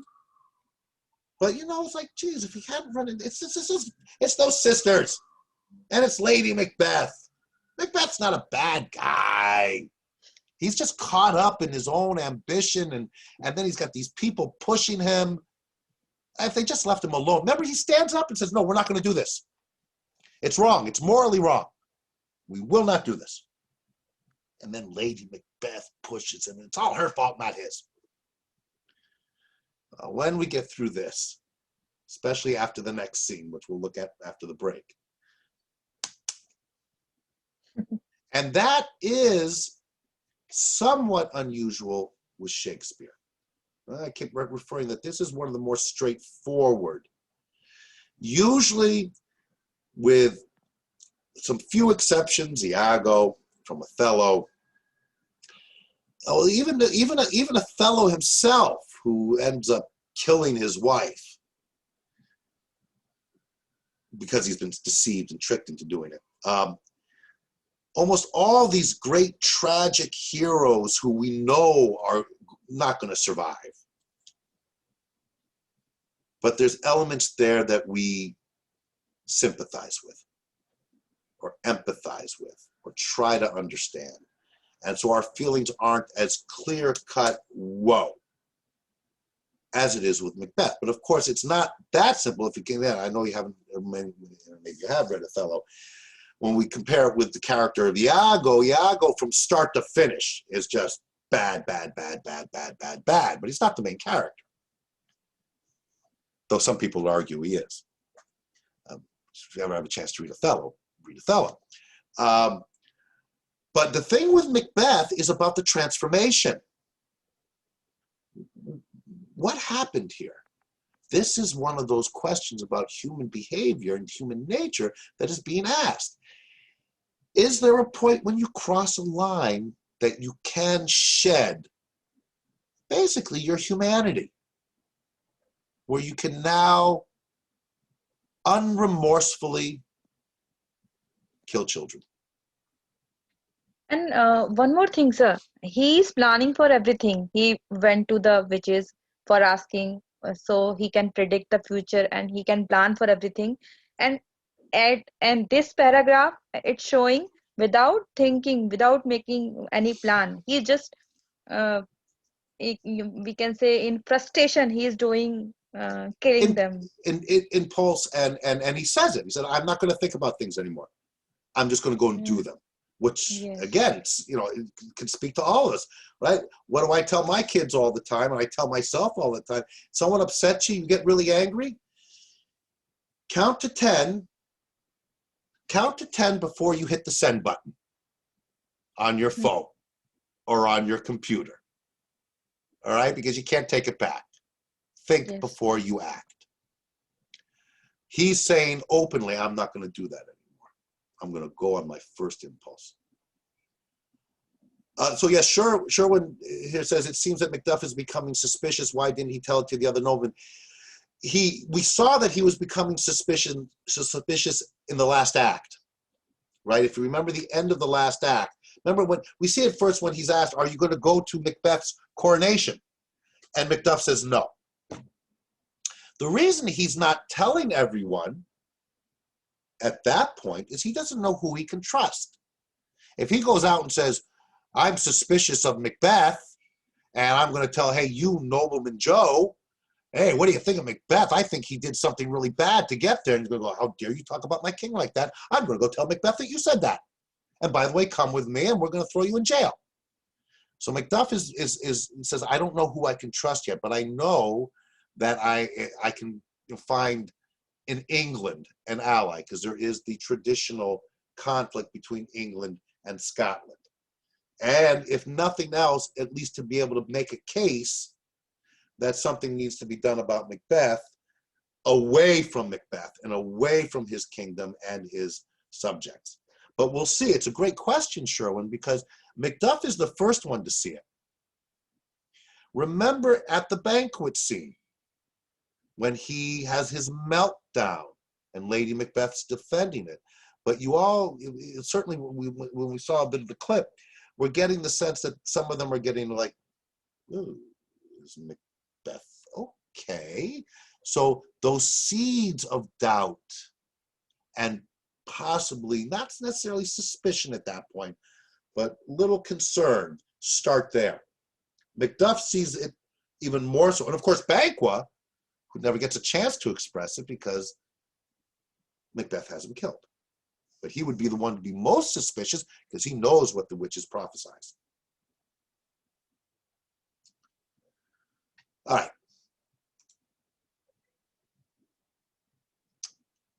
It's 2:00. Let's take our break. And then we'll finish up with Act 4. And maybe, to see how it goes, maybe we'll have a very short quiz, okay? Just so we get those out of the way type thing. Because remember, we've got to have at least 2 more. because I have to get them to have a total of 30% of your final mark. Okay, again, it's just to help prepare you for the exam, and if it was up to me, I'll give you 10 out of 10s now so we don't worry about it, and then I could just sit back and enjoy reading them. But the system doesn't work that way. Okay, so 2:30 back here, and we'll take it from there. Okay, thank All you. right, see you in a bit.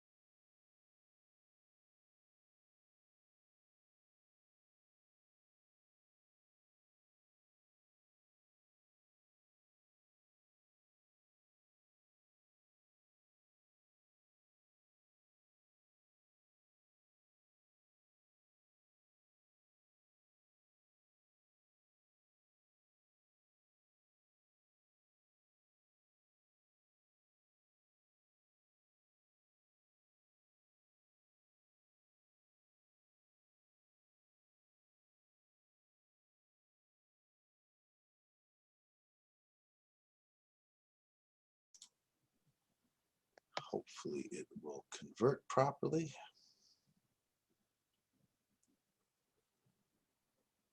Only the one thing, sir, I want to discuss with you, Sure. that about the two lines, all double, double, toil and trouble, Right. fire, burn, condon, bubble. So it is about, means I think in two types. He already did two murder, and the you can say that work will be now more hard for him, or they are preparing something from which Okay. he will get more in trouble. Okay, let's take a look. That's a great question. Let's go take a look. Okay, so where we're at. Okay, scene 2. Double, double, toil and trouble, fire burn and cauldron bubble. So you're suggesting that what is the double signifying, right? Right. So yeah, it could apply to that, right? So double. What has been doubled up in terms of, now? Keep in mind, right? We're not going to get an absolute answer here, because note when they're saying this, right? They're up here. Macbeth hasn't shown up yet, right? He shows up down here. So they're concocting their potion, or whatever we want to call it, and they chant all together, double, double, toil and trouble. So yes, is it referencing to Macbeth that he has, you were suggesting, committed 2 murders? Right? Is that accurate? What are the 2 murders he's committed? Like for king and the Bacau, Banquo. Banquo. Right. I mean, yes, I mean, he actually kills the king. He orders the death of Banquo. But keep in mind as well, has he killed anyone else? Oh, his son. No, Banquo. Remember, he kills the 2 guards, Yes. the ones that were being set up to take the fall. Right? We had that big moment where he defends that action quite deftly by saying, well, who wouldn't get caught up in the emotions and saw that someone killed the king and there they are. I lost my head. And I impulsively, it's actually interesting to bring up because now he's openly proclaiming that he's going to act impulsively. He said he acted impulsively when he was defending his action of killing the 2 guards, right? But of course, it wasn't impulsive. And it is an interesting point. We didn't really talk that much about it, is that, and that wasn't Lady Macbeth's part of her plan. Part of her plan was that they stay alive and take the fall. Macbeth on his own decided to kill them, to remove the possible threat. It's actually pretty smart because they're going to deny it and that could lead to all kinds of trouble. But he dressed it up as if he acted impulsively. Now, as we just saw, he is openly proclaiming that's how I'm going to do things from here on in. But he's already started doing that. So I'm not sure it can be applied to him having killed 2 people because he killed the king, but he also killed the 2 guards. That makes 3 if we don't want to include Banquo because he didn't actually kill Banquo. No, I think it's more just referencing that, you know, things have gotten bad. It's going to get doubly bad. Okay, double toil and trouble. So yes, he's going to be doing it again. More toil, Okay. and there will be more trouble. Okay. Means whatever he faced, it will come double of it. No. Right. You know, or, you know, again, there's many ways to read this. Double, double toil and trouble. They may be referring to themselves, that they are going to have to double their workload, right? Because this is in preparation of what's about to transpire when they're going to show the apparitions to Macbeth. So now they have to work harder, which of course harps back to what we were discussing earlier about why are they doing this? And they are toiling because they got to make this big batch of whatever it is they're making in this cauldron. So that's the toil, and it's going to lead to trouble, for sure. Trouble for Macbeth, trouble for a lot of other people too. And of course, don't forget in all this, it's also the trouble for Scotland, right? The state. He's king, right? This is what drives Macduff. His thing is, I need to restore order in the state, in the kingdom. And this is very common in Shakespeare, where the individual turmoil is reflected in the turmoil of the state and vice versa. And even expanding on that, in nature. Right? The natural order of things has been usurped. The natural order of the things would be Duncan would still be king, and Malcolm will be king after him. That's the natural order. Macbeth has usurped the natural order. He has usurped the order of the state through regicide. And he is now, what we've been more focused on, is usurped his own nature. Because we saw that his nature, yes, plagued a bit by ambition, but as we saw in the first two acts, certainly the first act, still holding on to a sense of morality. We know we're not going to kill Duncan. Duncan's been good to us. It's not right. It's not fair. And that's contrasted, of course, with Banquo. We never see Banquo, even though he flirts a little bit with the idea of, my kids are going to be king. Oh, I kind of like that. But he doesn't act on it. It also brings up another interesting concept. And, did I start? Yeah, I did start the recording, right? Another concept in terms of, you think of evil or sin. If you think it, but don't act on it, is it still a sin? Is it still evil? Are evil thoughts in of themselves evil? Or do they only become evil if you act on them? Right? This goes back to theology and all this, right? If you know what you think about doing and what you actually do. And that's quite a dilemma. Because can you control those inner thoughts? Right? I mean, how many times, circumstances where, oh man, I hate that person. And man, someone should do something about him or her. But you don't. Because why? You don't because you don't want to get caught? Because it's against the law and you go to jail? Or you don't because you know it's morally wrong? And of course, we have to address that here because of what we're seeing that we've been alerted to by Macbeth's musings on what he's doing, is how do we determine what is morally right and morally wrong? And this is a big theme in most Shakespearean plays, and it is a theme here as well. But it's not as subtle, shall I say, or as difficult to ascertain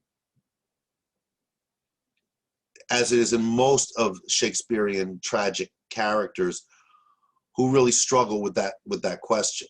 Like, Hamlet again comes to mind. Is it morally right for him to avenge his father's death?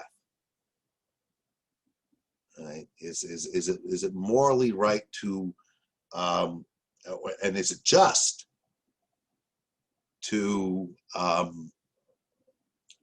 some extent, take the law into your own hands? Can that ever be justified? And there's no clear, pat answer to that. right? But I think the more interesting one, the more intriguing part of that question is, why do you not act? Right? And that's part of what makes us human, is to control those impulses. And the question is, why do we control it? It comes back to, because I don't want to get caught. Oh, okay, I'll tell you, I guarantee there'll be no consequences by the law. I can give you that guarantee, promise you, because I'm from the supernatural world and I have this kind of power, that you will not get caught. There will be no consequences if you go and rob that bank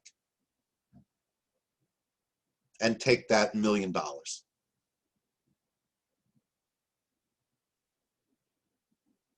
Would you do it? Would you still do it? I'm not asking you to answer that. I'm not putting anyone on the spot to have to make that decision.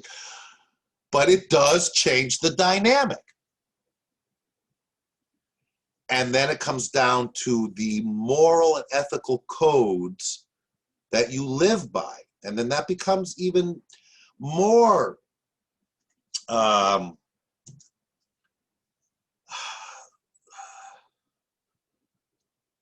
troubling in a sense, because where are you getting those moral and ethical codes? Is it from your religion? All right, the Bible says thou shalt not kill, therefore I won't kill. Is that enough? And if you acknowledge something like that, you're saying, well, if I wasn't religious, if I didn't have the Bible or the Quran or whatever sacred text that goes out and tries to define what is moral and ethical behavior and what isn't, in order to give guidelines on how to live, if you take that away, then how does the individual know or determine what moral and ethical guidelines to live by? So we have the state comes in and doesn't dress it up as so much as moral issues as much as it's legal issues. No, the Bible says thou shalt not kill. I'm telling you, the state will lock you up if you kill or if you rob a bank. And that's why you better not do it. Right? So it comes back, okay, I'm not going to do it because I don't want to go to jail. But if you take that away as well, then it all rests on the individual. And this is, again, it's a much broader dilemma, but a very topical one. You know, are we capable as individuals to shape moral and ethical guidelines for ourselves? And would we all be on the same page with that as individuals if we didn't have outside forces? And most people would say no. That's why we have outside forces to tell us, because we'll never come to an agreement. We'll never all be on the same page, so we need laws or religion to tell us how to live our lives so that we can live in harmony and function as a society. Otherwise, everyone's going to say, well, yeah, I did that because I don't think it's immoral. And the other person says, but it is immoral. Well, how do you know it's immoral? Because I say it's immoral. Well, who are you to tell me what's moral and what's not moral? Ah, well, I have this to tell me what's moral and what's not moral, and you have the same one. Okay, now we're all on the same page, so we can function as a society. The individual versus society versus societal restrictions. Oh, we're living in that today, right? In this pandemic. I mean, we're seeing it highlighted. You know, why do I have to wear a mask? Isn't it my choice whether I want to wear a mask or not? But you need to wear a mask because that's what's best for the community. Well, I know that. My morality is predicated on the idea of, yes, I don't want to put other people in danger. And, you know, it's very hard for me to understand how anyone could. But they do. And that's the problem. And one of the other dangers there, and we see a bit of this in Macbeth, is once you say, no, I will decide what's right and wrong, you're not going to impose your morality upon me, then what are we capable of doing? Look at Macbeth. He's taken morality into his own hands, and now he has the state behind him because he's the king. And look what it leads to. You see, no matter what direction we take when we talk about Shakespeare, we can always bring it back to these great issues of humanity. And again, one of the big things is it directs us to reflect again and not take things for granted. Right? Not just accept things, but to challenge them, but also then to look at them from multiple perspectives. And we never get the answers. That's the human condition. Otherwise, there would be no wars, and there would be no poverty, and there'd be no fighting. We'd all live in peaceful harmony. That's never been the case in human history. Okay. So, scene 2 of Act 4, and here we're at Macduff's castle. It's an interesting scene, right? It comes back to what I was saying at the beginning of the class, right, about Macduff's behavior. Thinking of morality and responsibility. Greater responsibility to the state over responsibility to family. Do choices have to be made? Lady Macbeth and her son, and remember Ross, who's always lurking around. What had he done to make him fly the land, right? So Ross is telling Lady Macduff, that Macduff has left. And he's saying, you must have patience, madam. He had none, meaning Macduff. You're telling me to be patient. He had no patience. His flight was madness. When our actions do not, our fears do make us traitors. He acted impulsively. He acted in her mind out of madness to run off to England like this. You know not whether it was his wisdom or his fear. Wisdom? To leave his wife, to leave his babes, his mansion, and his titles in a place from whence himself does fly? He loves us not.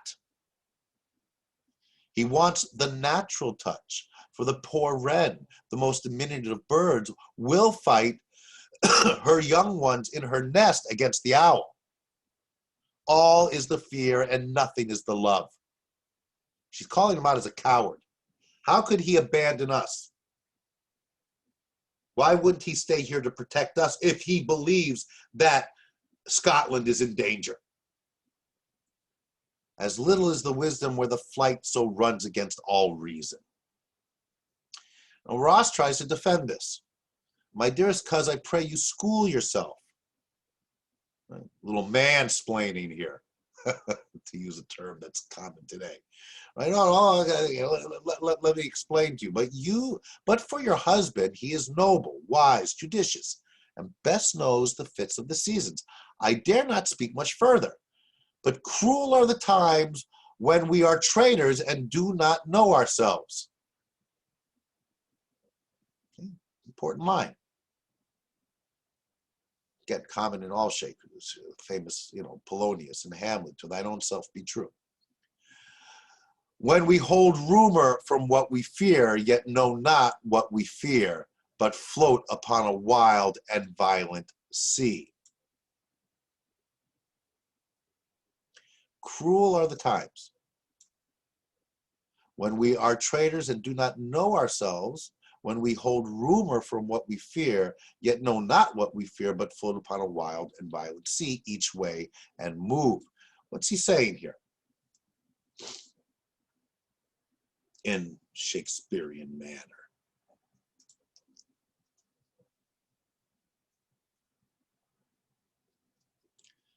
If, basically, he's saying to her, you don't know all the reasons.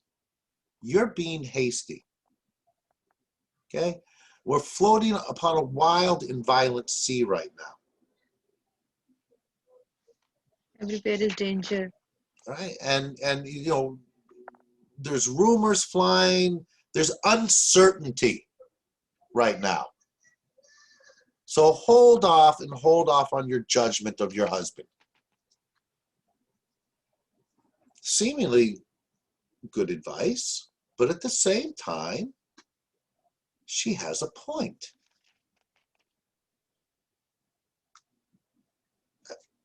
As we know, because we've read this, a really good one. Because we're going to see what's going to happen. I'll take my leave of you, shall not be long, but I'll be here again. Things at the worst will cease, or else climb upward to what they were before.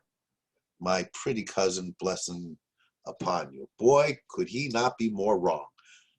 In this particular case, he's right in the bigger picture. Things will be resolved. Yes, you're all going, yeah, but wait a minute, sir. How are they going to be resolved? Because Macbeth can't be killed by anyone born of a woman, and a whole forest has to kind of, you know, they're not Ents, right? Going back to Lord of the Rings. They can't get up and start walking. But it will. You'll see. We'll be thinking about that. But he's trying to appease her, calm her down, and he's being optimistic.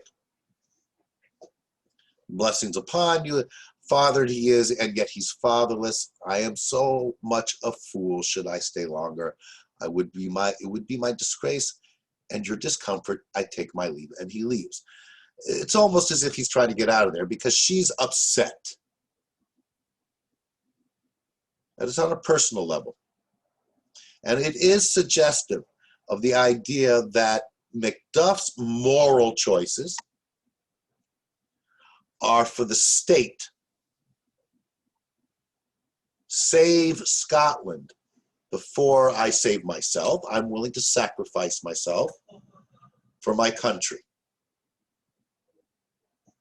Well, and again, people don't realize how powerful and women are in Shakespeare plays.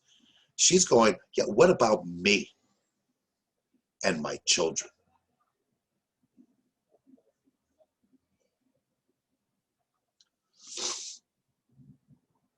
And then Lady Macbeth turns to the son and says, sir, your father's dead. In case we weren't sure of how angry she is, right? And what will you do now? How will you live?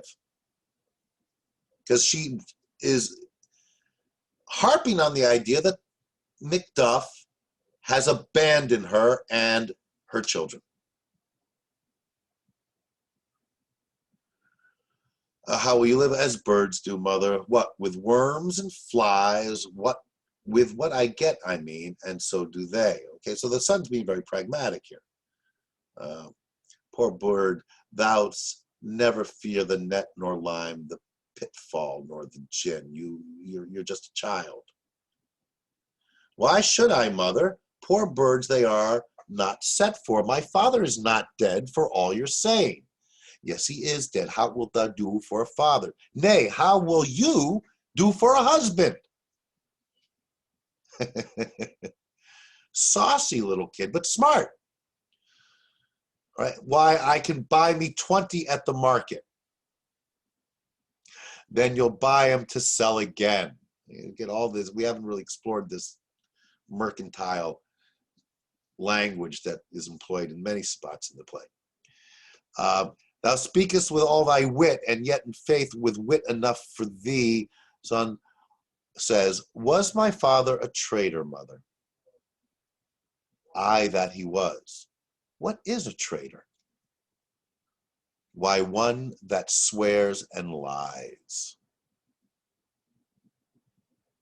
And be all traitors that do so? Everyone that does so is a traitor and must be hanged. Now, what are we making of her? Is she over the top here? I mean, has she lost a little bit of her wits? Is she entitled to? Like, is this kind of a broad statement? So anyone who swears and lies should be hanged. That's what she's saying.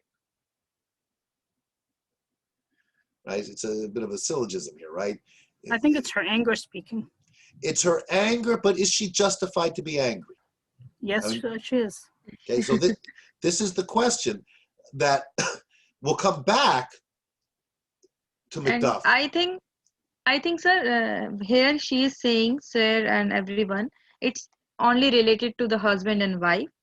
While marriage, they are making some promises or all these things.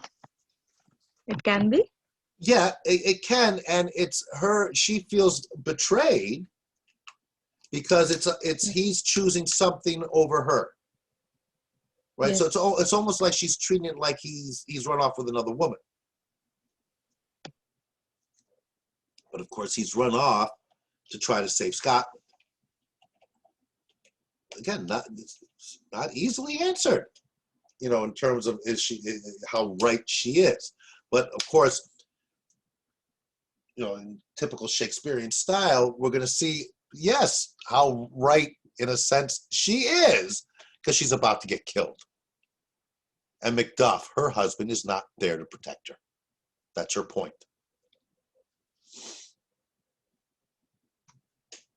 And it's interesting. I do want to emphasize this. So everyone that is so is a traitor and must be hanged, and must they all be hanged that swear and lie? Everyone. Well, then who must hang them? Why, the honest men. Then the liars and swearers are fools. For there are liars and swearers enough to beat the honest men and hang up them.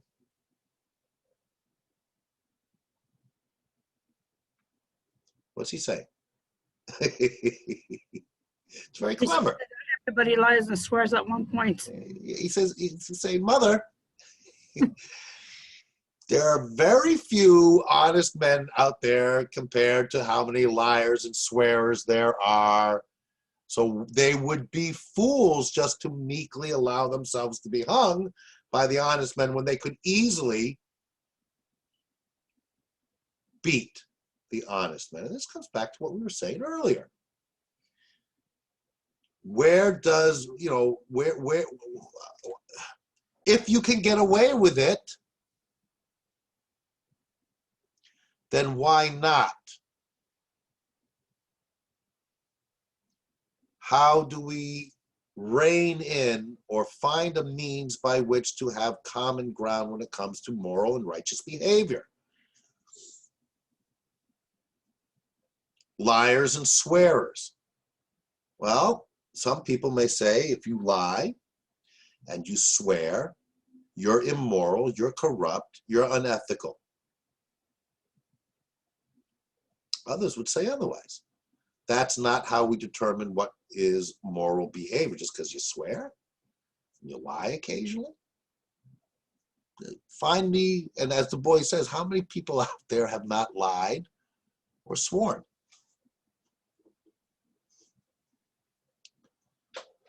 She goes back, what will they, she's insisting that, for the father is no longer here. If he were dead, you'd weep for him. If you would not, it were a good sign that I should quickly have a new father. Again, this is Shakespeare playing with words. If you're not going to cry about our dead father, it kind of tells me that you're going to be finding someone new real quick. And then what is that commentary? Obviously on love.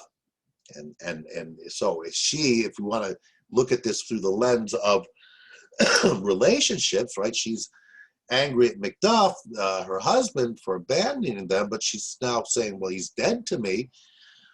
Well, so what was the nature of that relationship? Right? Is that relationship solely predicated on the fact that he's supposed to protect us, and where does that love? And the son, brings that out in the conversation. It also endears us, I would suggest, to the son. He's smart. He's calling his mother out on things, and he's making sense. He's logical. So we become endeared with him. It's a pretty cool kid. Which sets it up for what's about to happen to be that much more painful for us. because we like the kid. This whole exchange really brings that to the fore. Messenger comes in. I'm not. I doubt some danger does approach you nearly if you will take a homely man's advice. Be not found here. Hence with your little ones to frighten you thus. Methinks I am too savage to do worse. She's being warned, and he leaves. And whither should I go? Whither should I fly? I have done no harm. But I remember now I am in this earthly world where to do harm is often laudable. To do good sometimes accounted dangerous folly. Why then, alas, do I put up that womanly defense to say I have done no harm? It is important, right, what she's saying here. Why should I leave? I haven't done anything wrong. Well, of course, it ties back into here, right? Because there are more liars and swearers who are traitors, who are bad people. And just because you've done no harm in this earthly world, where to do harm is often applauded, and to do good is sometimes believed to be dangerous. Flips it. It's very pragmatic and dealing with some stark reality here. Comes back again to these issues of morality and ethics. Some, to be a good person, I've done no harm, but sometimes that doesn't work out well for us. Those of us who are harmless, good, honest. Or is it also suggesting on some level that really everyone has an element of that dishonesty in them? That's why it can go back and forth. And that to look for these simple binary ideas of good, bad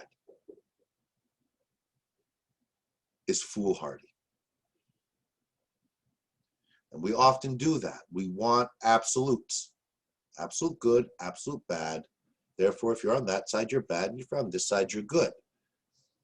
You probably all know people, maybe some of you like that, where you look at the world in those stark contrasts. It's a lot easier if you can have absolutes of that nature and quickly determine whether what someone's doing is bad or good. But it's rarely the case.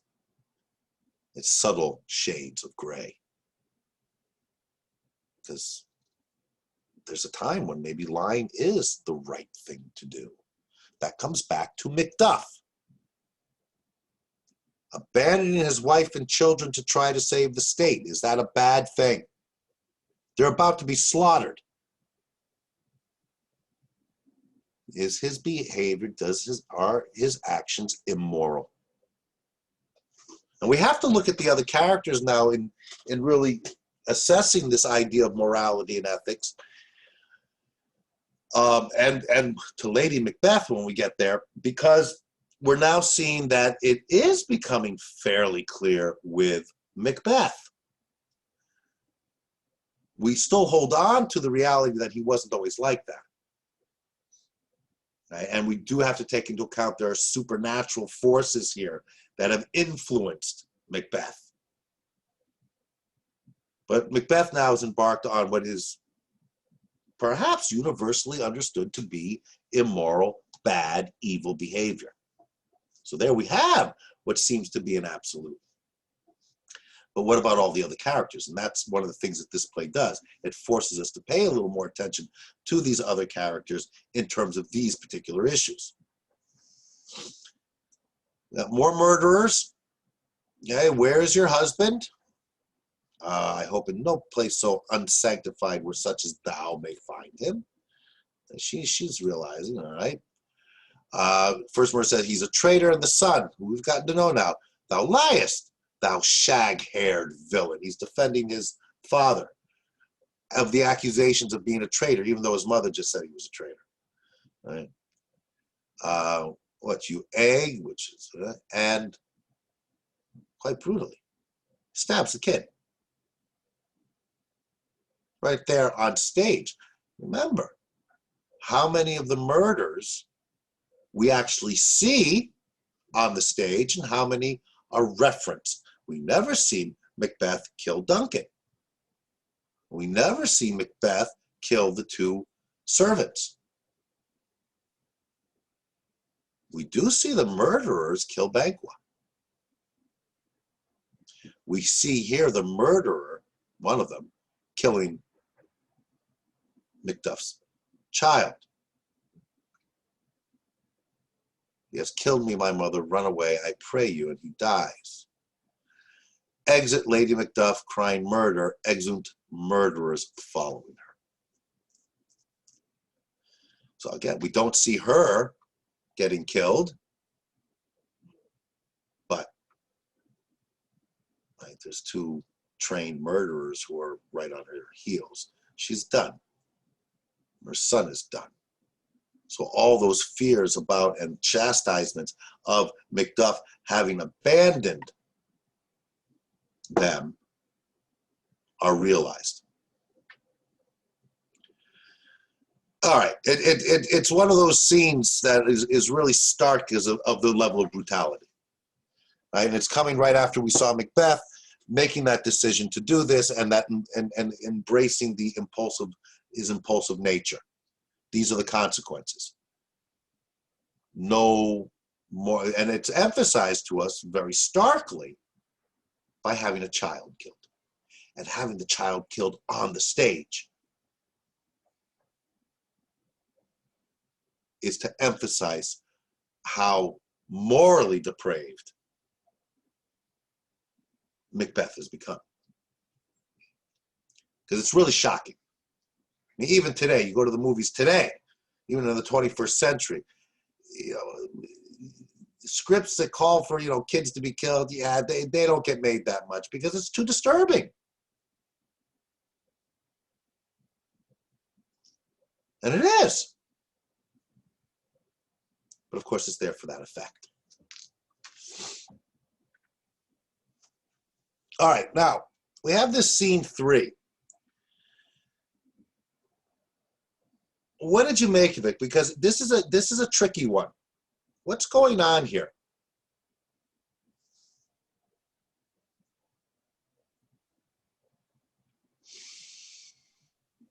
In scene 3? Yeah. Here, Macduff meet with Malcolm, Yeah. and Malcolm was not believing on him.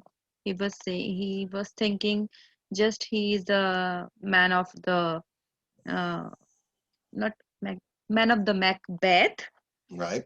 So he was not believing whatever he's saying. But when he talked to him later, he said, "Okay, I believe you now." Okay. Why? Very good, by the way, because it's a little hard to parse this. What's going on here? Why does Malcolm shift from doubting Macduff, not trusting Macduff, to trusting him? What transpires in a fairly lengthy scene? What does Malcolm do? He was saying why you left your wife and son. How can forgot I read full? Because he was telling about the state, the Scotland. Macduff was explaining the situations of the people. They were crying, But everything. what does Malcolm do to test Macduff? He was asking questions. Right, he's putting on. And Well, we'll have to look at it. Mhm. He very purposely tests Macduff by pretending to be something he's not. Mm. Now, we're going to look at that because it's very witty in how he does it, but also, if you are pretending to be something you are not, What are you doing?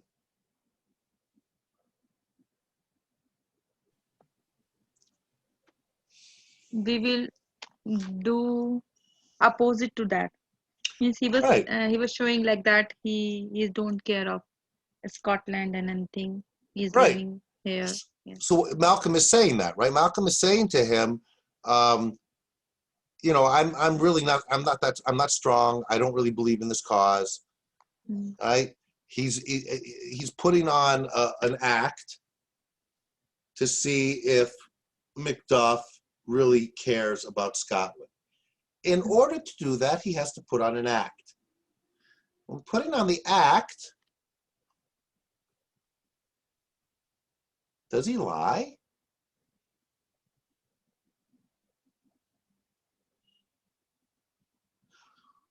But if he's a liar,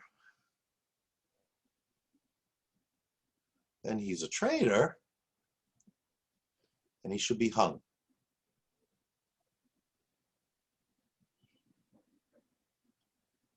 Structurally. How she mentioned. But you see, we just had that conversation between Lady Macduff and her son. Ourselves. The very next scene, we're seeing an honorable man, Malcolm, lying. We've just gone through a scene, a very tormenting scene, where the discussion was about liars and that liars are not to be trusted. And now we're seeing Duncan's son, the rightful heir to the throne, lying for a reason.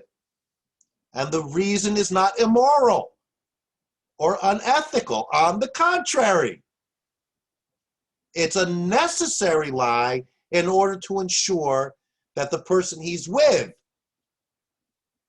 is morally and ethically sound. In and of its own, it's an interesting scene. But when it comes right on the heels of that discussion in the previous scene, it is making a point. It's again challenging us to think about this. That sometimes we do lie, and sometimes that doesn't mean it's immoral. On the contrary. So how do we set firm and absolute rigorous guidelines by which to follow? Thou shalt not kill. What about in war? What about to defend your family? It's always nuanced. And that continually sweeps away the possibility of absolutes.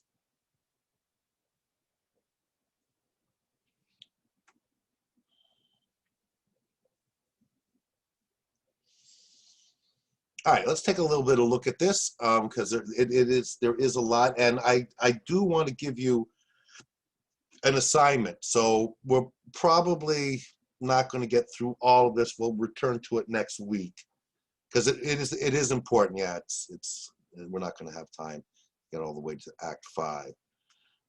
So let's look at the beginning of it, see how it unfolds. I want to stop around 3:30 so I can give you the in-class assignment and give you a half hour to do it. And then we'll come back next week, pick up from this final scene of Act 4, and then go into Act 5. Note one thing as well structurally, just as a heads up. How many scenes in Act 4?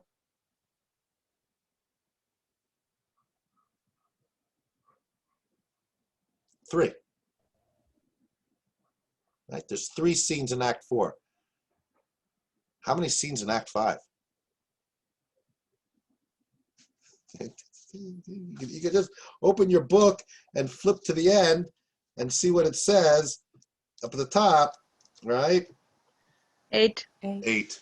8. So what you can anticipate in Act 5, it's not uncommon because there's going to be battles and things like that, are very quick scenes, bang, bang, bang. So it's going to read, and that creates that fervor pitch, if you will, of battle and things like that. So be prepared for Act 5. It also means we can go through it a little quicker than we have with this. And I did spend a lot of time in that opening scene. And I don't want to rush through this one either, because these are pivotal scenes. We'll really get a sense of who Malcolm is and who Macduff is. So it's before the King's Palace. Note, right, of course, that we're now in England. We're no longer in Scotland, because we know that Macduff fled to England, and we knew that Malcolm fled to England right after his father's death. And let us seek out some desolate shade, and there weep our sad bosoms empty. No sadness. And Macduff, that's Malcolm. Let us rather hold fast an mortal sword, and like good men, bestride our downfall and birthdom. Birthdom being they're from Scotland. Each new morn,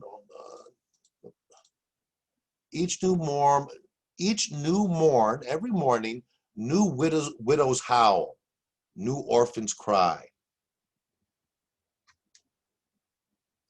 He doesn't know yet, but that's, you know, yeah, his family, right? New sorrows strike heaven on the face, and it resounds as if it felt with Scotland and yelled out like syllable of dolor. What I believe I'll wail, says Malcolm. What no believe, and what I can redress, as I shall find the time to friend I will. What I can do, I'll do. What you have spoke, it may be so perchance. This tyrant, whose sole name blisters our tongues, was once thought honest. You have loved him well. Reminds us in our assessment of Macbeth, we're still at a stage that we're remembering that he was a good guy, an honest man. Remember how they praise Macbeth at the beginning in Act 1? This great general, right? The Duncan is enamored with him, is giving him more land.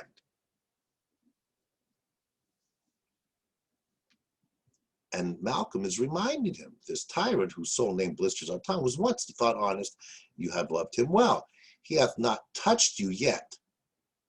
I am young, but something you may deserve of him through me, and wisdom to offer up a weak, poor, innocent lamb to appease an angry God. What's he saying here?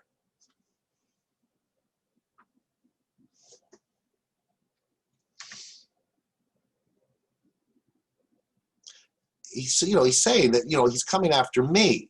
I am young, but something you may deserve of him through me, and wisdom to offer up a weak, poor, innocent lamb to appease an angry God. Do I trust you? And Macduff says, I am not treacherous. But Macbeth is.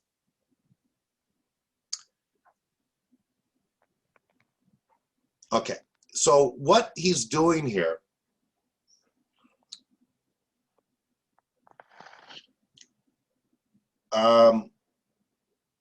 you say to your boyfriend,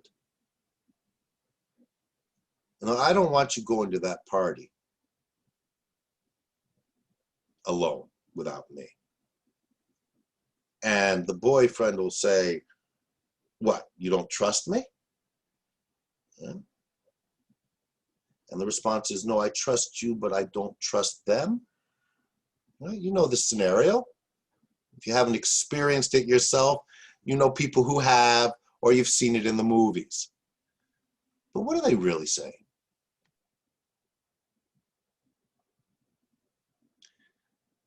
No, I trust you. It's them. It's those girls at the party I don't trust. But there's also a little element of it. But no, I don't trust you. I don't trust your ability to resist those untrustworthy women at that party. Well, that's something similar to what's going on here. I'm not treacherous, yes, but Macbeth is. And if Macbeth is treacherous, he may influence you without you even realizing it, perhaps. A good and virtuous nature may recoil in an imperial charge. Right? You may be a good and virtuous nature, but if there's an imperial charge is Macbeth, because he is now the king. But I shall crave your pardon. That which you are, my thoughts cannot transpose. What you really are, I don't know. How can I know what you really are? Angels are bright still, though the brightest fell. Though all things foul would wear the brows of grace, yet grace must still look on. And Macduff is going, I have lost my hopes. What is this you're saying? That, you know, perchance even there where I did find my doubts, why in that rawness left you wife and child? I'll tell you why I'm suspicious of you, buddy. Those precious motives, those strong knots of love without leave taking? I pray you, let not my jealousies be your dishonors, but mine own safeties. You may be rightly just, whatever I shall think. He's calling them out. Bleed, bleed, poor country, great tyranny, lay thou thy basis sure, for goodness dare not check thee. Wear thou thy wrongs, the title is afeared. Fare thee well, Lord. I would not be the villain that thou thinkest. For the whole space that's in the tyrant's grasp, and the rich east to boot. So, again, it comes back to, and of course we have to put this in the context of the previous scene. It's coming back again to this dilemma, this challenge to his authenticity as an honorable man, as a righteous man, genuinely here to help save the Scottish country, whatever. But how could you do that at the expense of leaving your family, your children at risk? It is still feeding, okay, to some degree, off that same theme of looking for absolutes. If you're a liar, you're a traitor. Not necessarily. If you abandon and left your wife and children back in Scotland, you're immoral. Well, not if I have another cause that I can justify as being a good enough reason for having done so. How do we make those determinations? That's what this whole scene, in their interaction, when they're feeling themselves out. It's a very involved scene with a lot of dialogue, but this is what it's going at, and really begs to be read in terms of the wit and rhetoric that's being employed to suss each other out, to find out who's who can we trust, because if we trust the wrong person here, the whole endeavor falls apart. But Malcolm maybe doesn't trust him also. In another thought, maybe he thinks, since you left your wife and children, that means you were with Macbeth, and you think he won't harm them. So there you go. No, absolutely. That's another way thought that's coming across. You wouldn't have left them alone unprotected in such danger, because if Macbeth finds out that you're here, he's going to go after your family. You had to have known that. You would not have left them there alone unless you had some kind of agreement in place with Macbeth. And there's a logic to that. It's not true, but it speaks to how well do we know anybody. It comes back again. How well do we know Macbeth? Look how he's changed. What is his true nature? What is what has transpired by him taking that leap, crossing that border, going to the dark side, is that destroyed his true nature, or has it revealed his true nature? It's the same question we're going to have to ask about Lady Macbeth. And do they know who they really are? Again, back to Hamlet, Polonius, to thine own self be true. If you don't know yourself, who you are, then you can't be sure of any actions you take as being the right actions.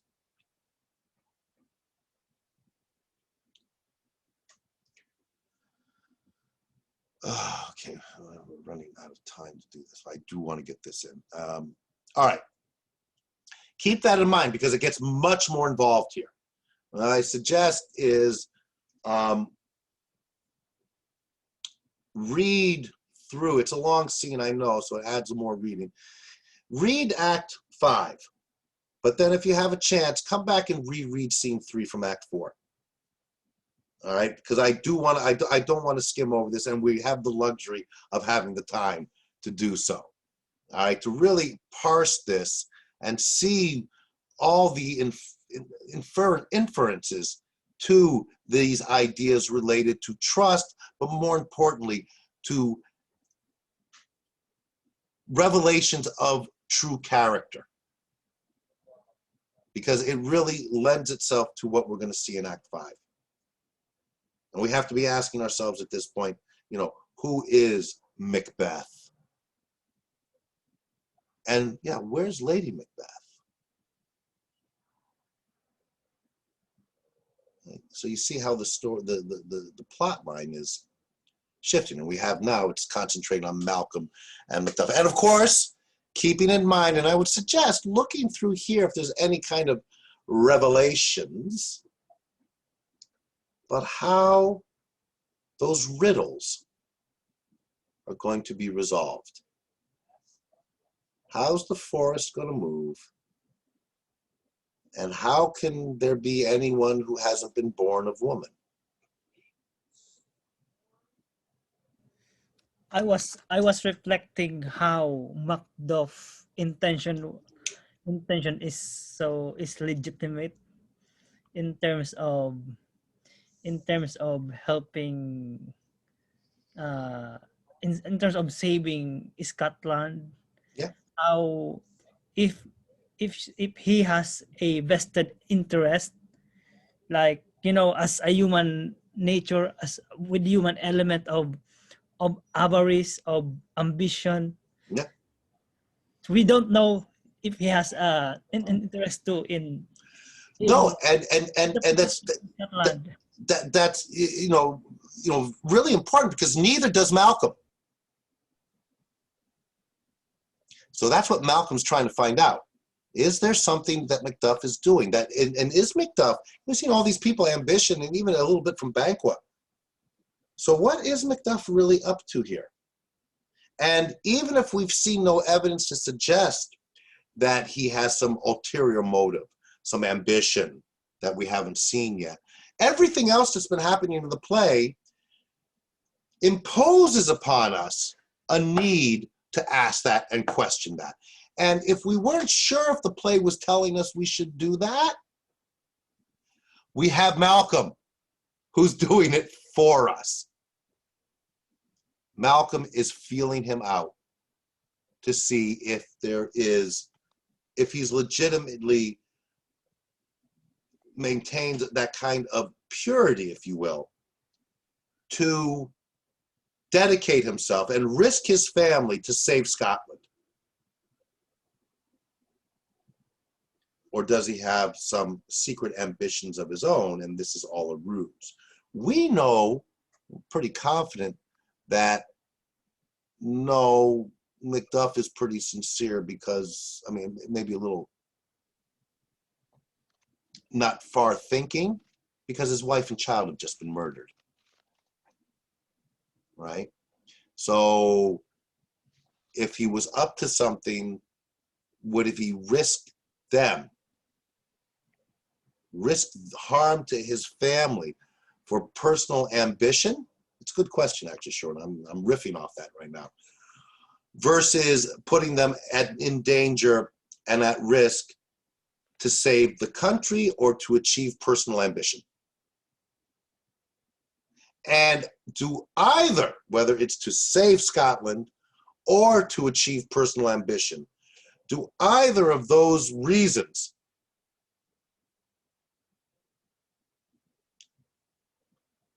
allow for him to have sacrificed, on some level, his family? So, one question. Mhm. In second riddle, we talk about the shifting of forest. Yeah. Some hill name I forgot. So we can connect it with that. Malcolm is coming with the armed force from England to this shift. We can connect to kill the Macbeth. Yeah.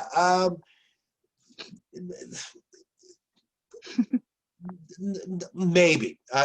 Let's hold that thought until we read in Act 5 what actually transpires. I understand what you're saying, like a forest is like an army. So metaphorically, if an army is moving. But remember as well, it was a very specific forest. All right, so it has to be that specific forest that's going to move. So not related necessarily to a metaphorical forest of an army coming from England. Okay. All right. So let's do this, and then I think after this we'll only have to do one or two more. All right, and again we'll keep it real basic and easy. I'm going to put it up into the assignment portal, so you do it just like you do a test, and we're going to do it now. Just give me a second to get it set up.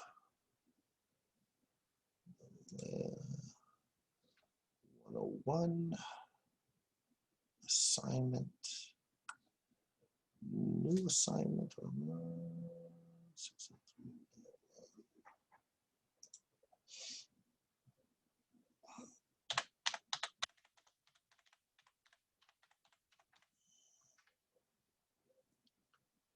So I'm posting it now.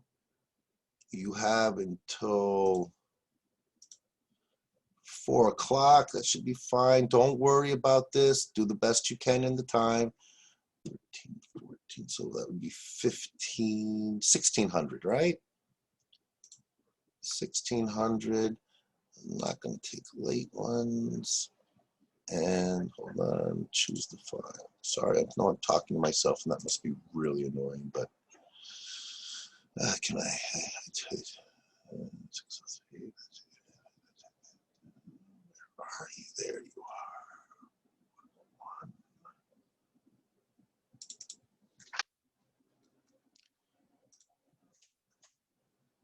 All right, so it should be up. It's called class assignment. And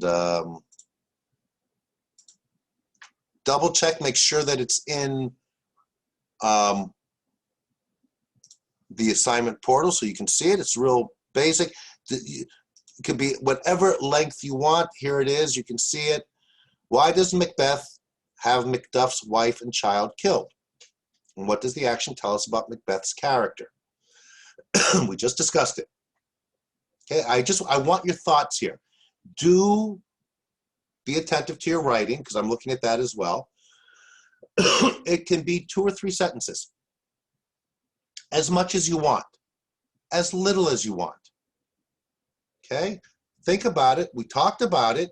You don't, please, don't just repeat what I said. I want your input.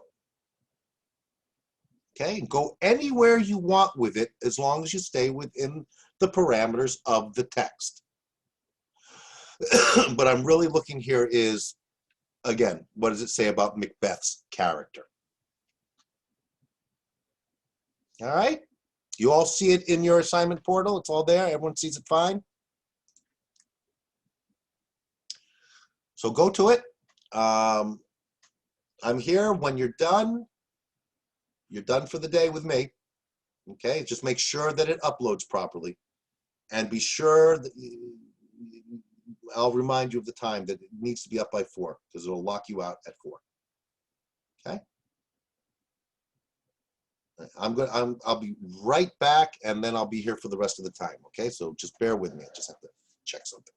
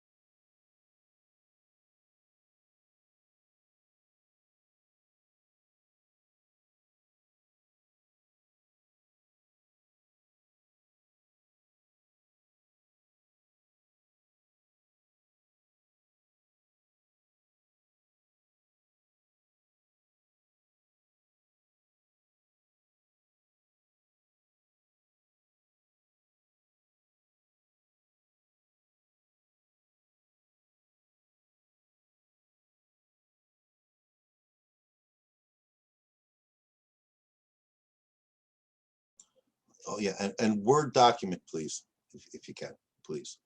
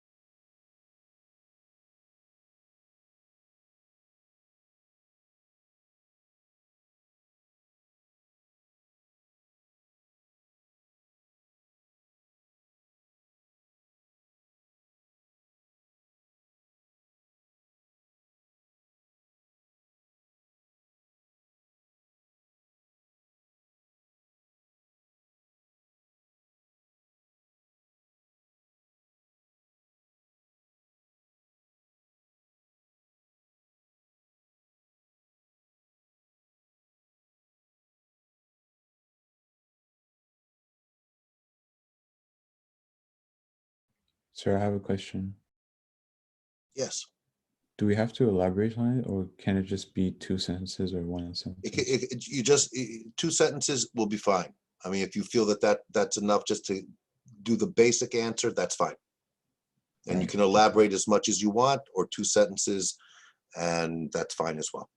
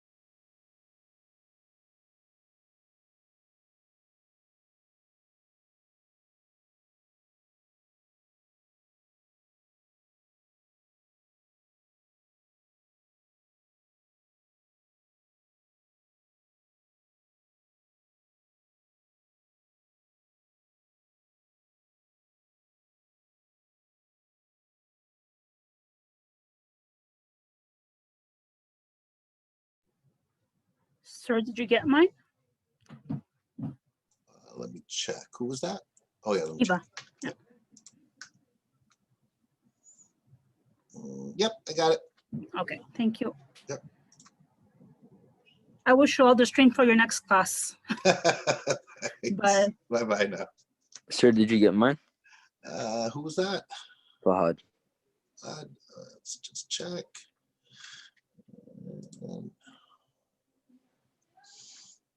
Yeah, Fahad, did you send it 4 times? Yeah, it's 3, but I sent 1 twice. Okay. Yeah, I've got him. All right, thank you. Sure. Bye.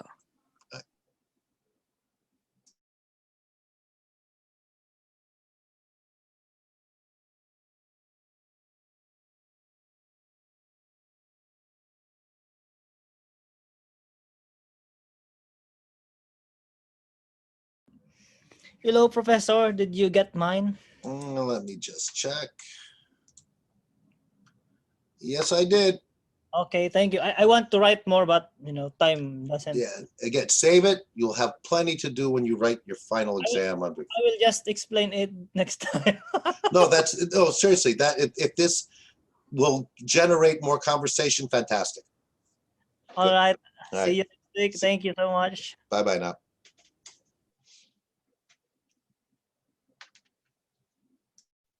Did you get mine? Let me just Courtney? check. Yep. Check for Courtney.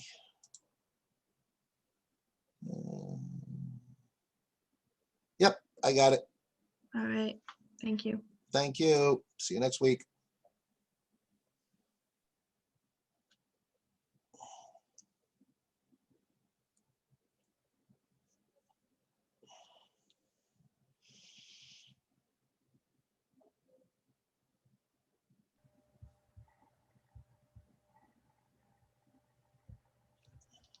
Sir, did you get mine? Hold on. My name is Diane Filisten.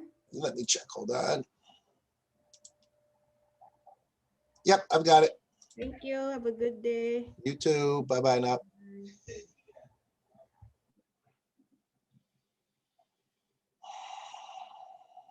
Hi, sir. Did you get mine? Let me check. Hold on. It's from Josephina Capuccelli. Okay. Yep, I've got it. Okay, thank you. Bye-bye now. See you next class. Bye. Bye.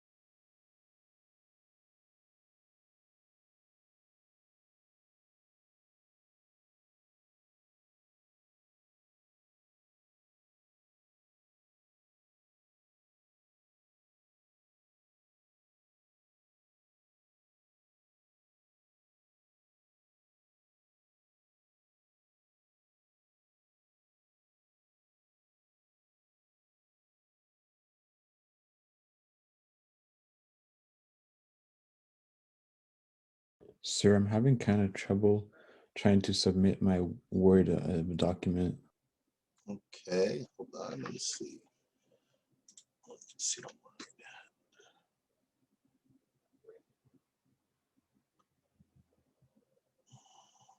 Are you gonna share your screen and show me? Oh, Good. sorry. No, I It's okay. yeah, no, I haven't received it.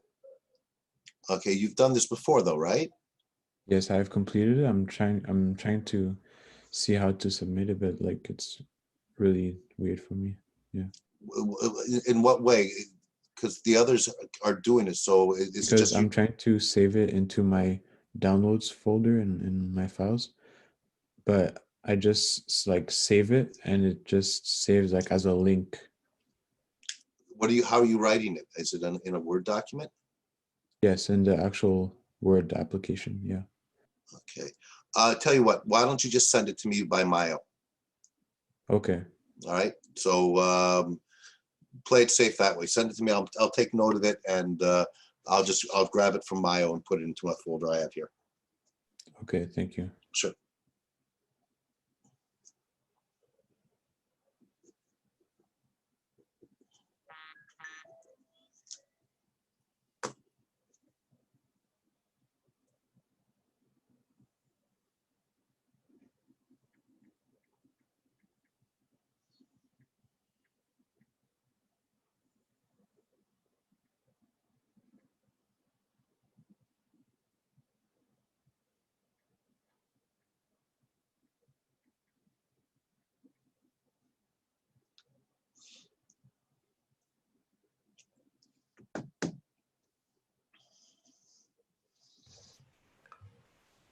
So do you get mine for the lead core? Let's check. Yep, I got it. Thank you. Bye. Bye-bye now. See you next week. Yeah, you too.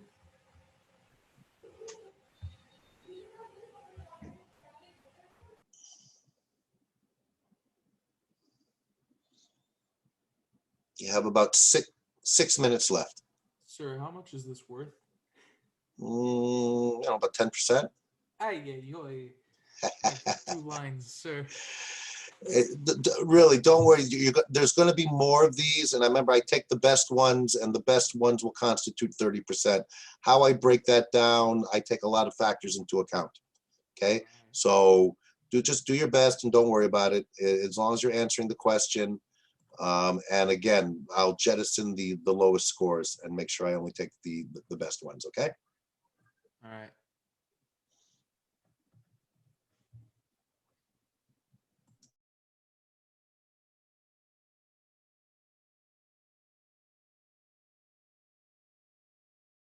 Sir, I just sent it by Miu. All right, let me check.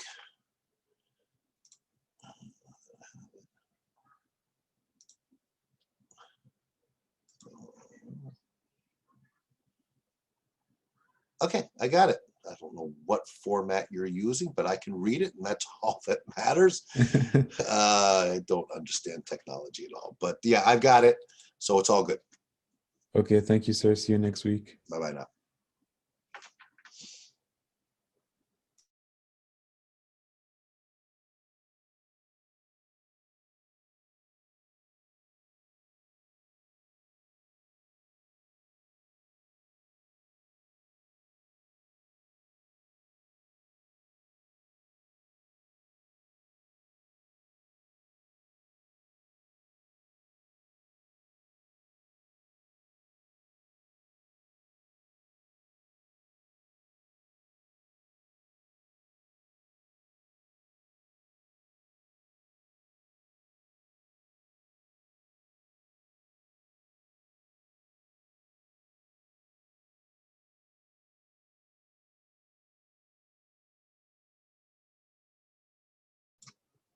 Okay, so about 4 minutes.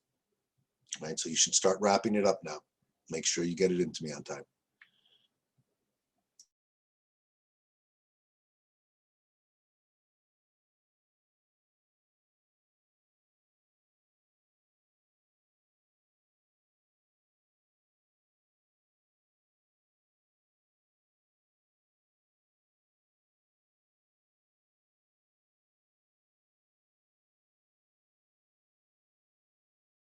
All right, it's been submitted, sir. All right, thank you. Have a nice day. You too.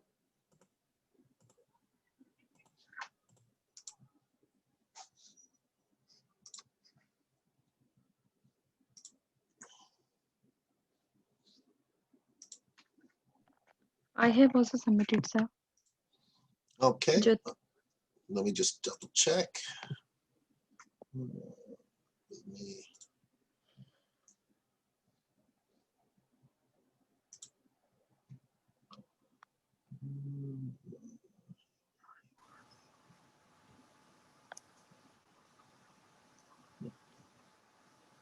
Hold on. I got it. Not it? Yeah.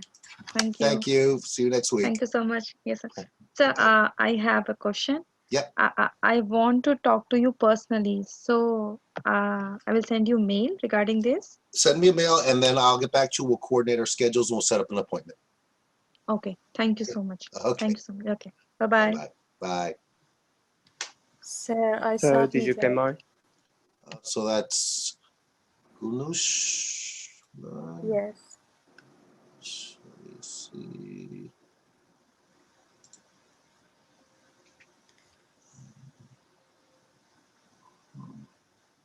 Yes, I've got it. And who else asked? Lizao? Yes. I have yours as well. Okay. Have a good day. You too. Bye-bye now. Bye-bye. Okay, so there's 3 of you left who haven't submitted. Gunush, I have yours. Parastu, Nikita, and Amisha, you have like 2 minutes. Otherwise, it's going to block you. Sir, I wrote my assignment and I that we received it. discussed and received. Okay. I have good it. day. So I'll look it over and then I'll get in touch with you and we'll take it from there. Okay. Thank you. Okay. Bye-bye now. Thank you. Bye. Bye-bye. Bye.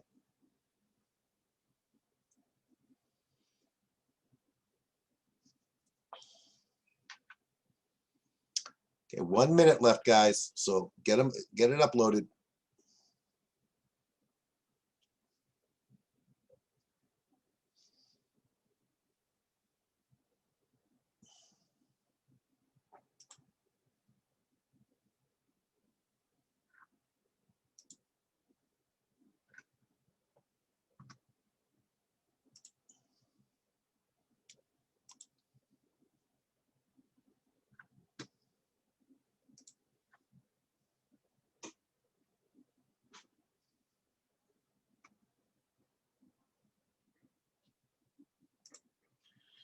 Guys, if you're there, you're like 30 seconds. You need to let me, Sorry, I submitted. Did you get it? let me check. Hold on. Yes, I did. Thank you. All Bye right, bye. bye-bye. Bye-bye now.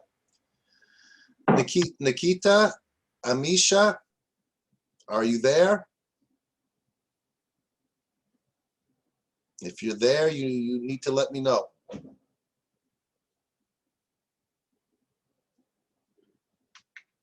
Nikita?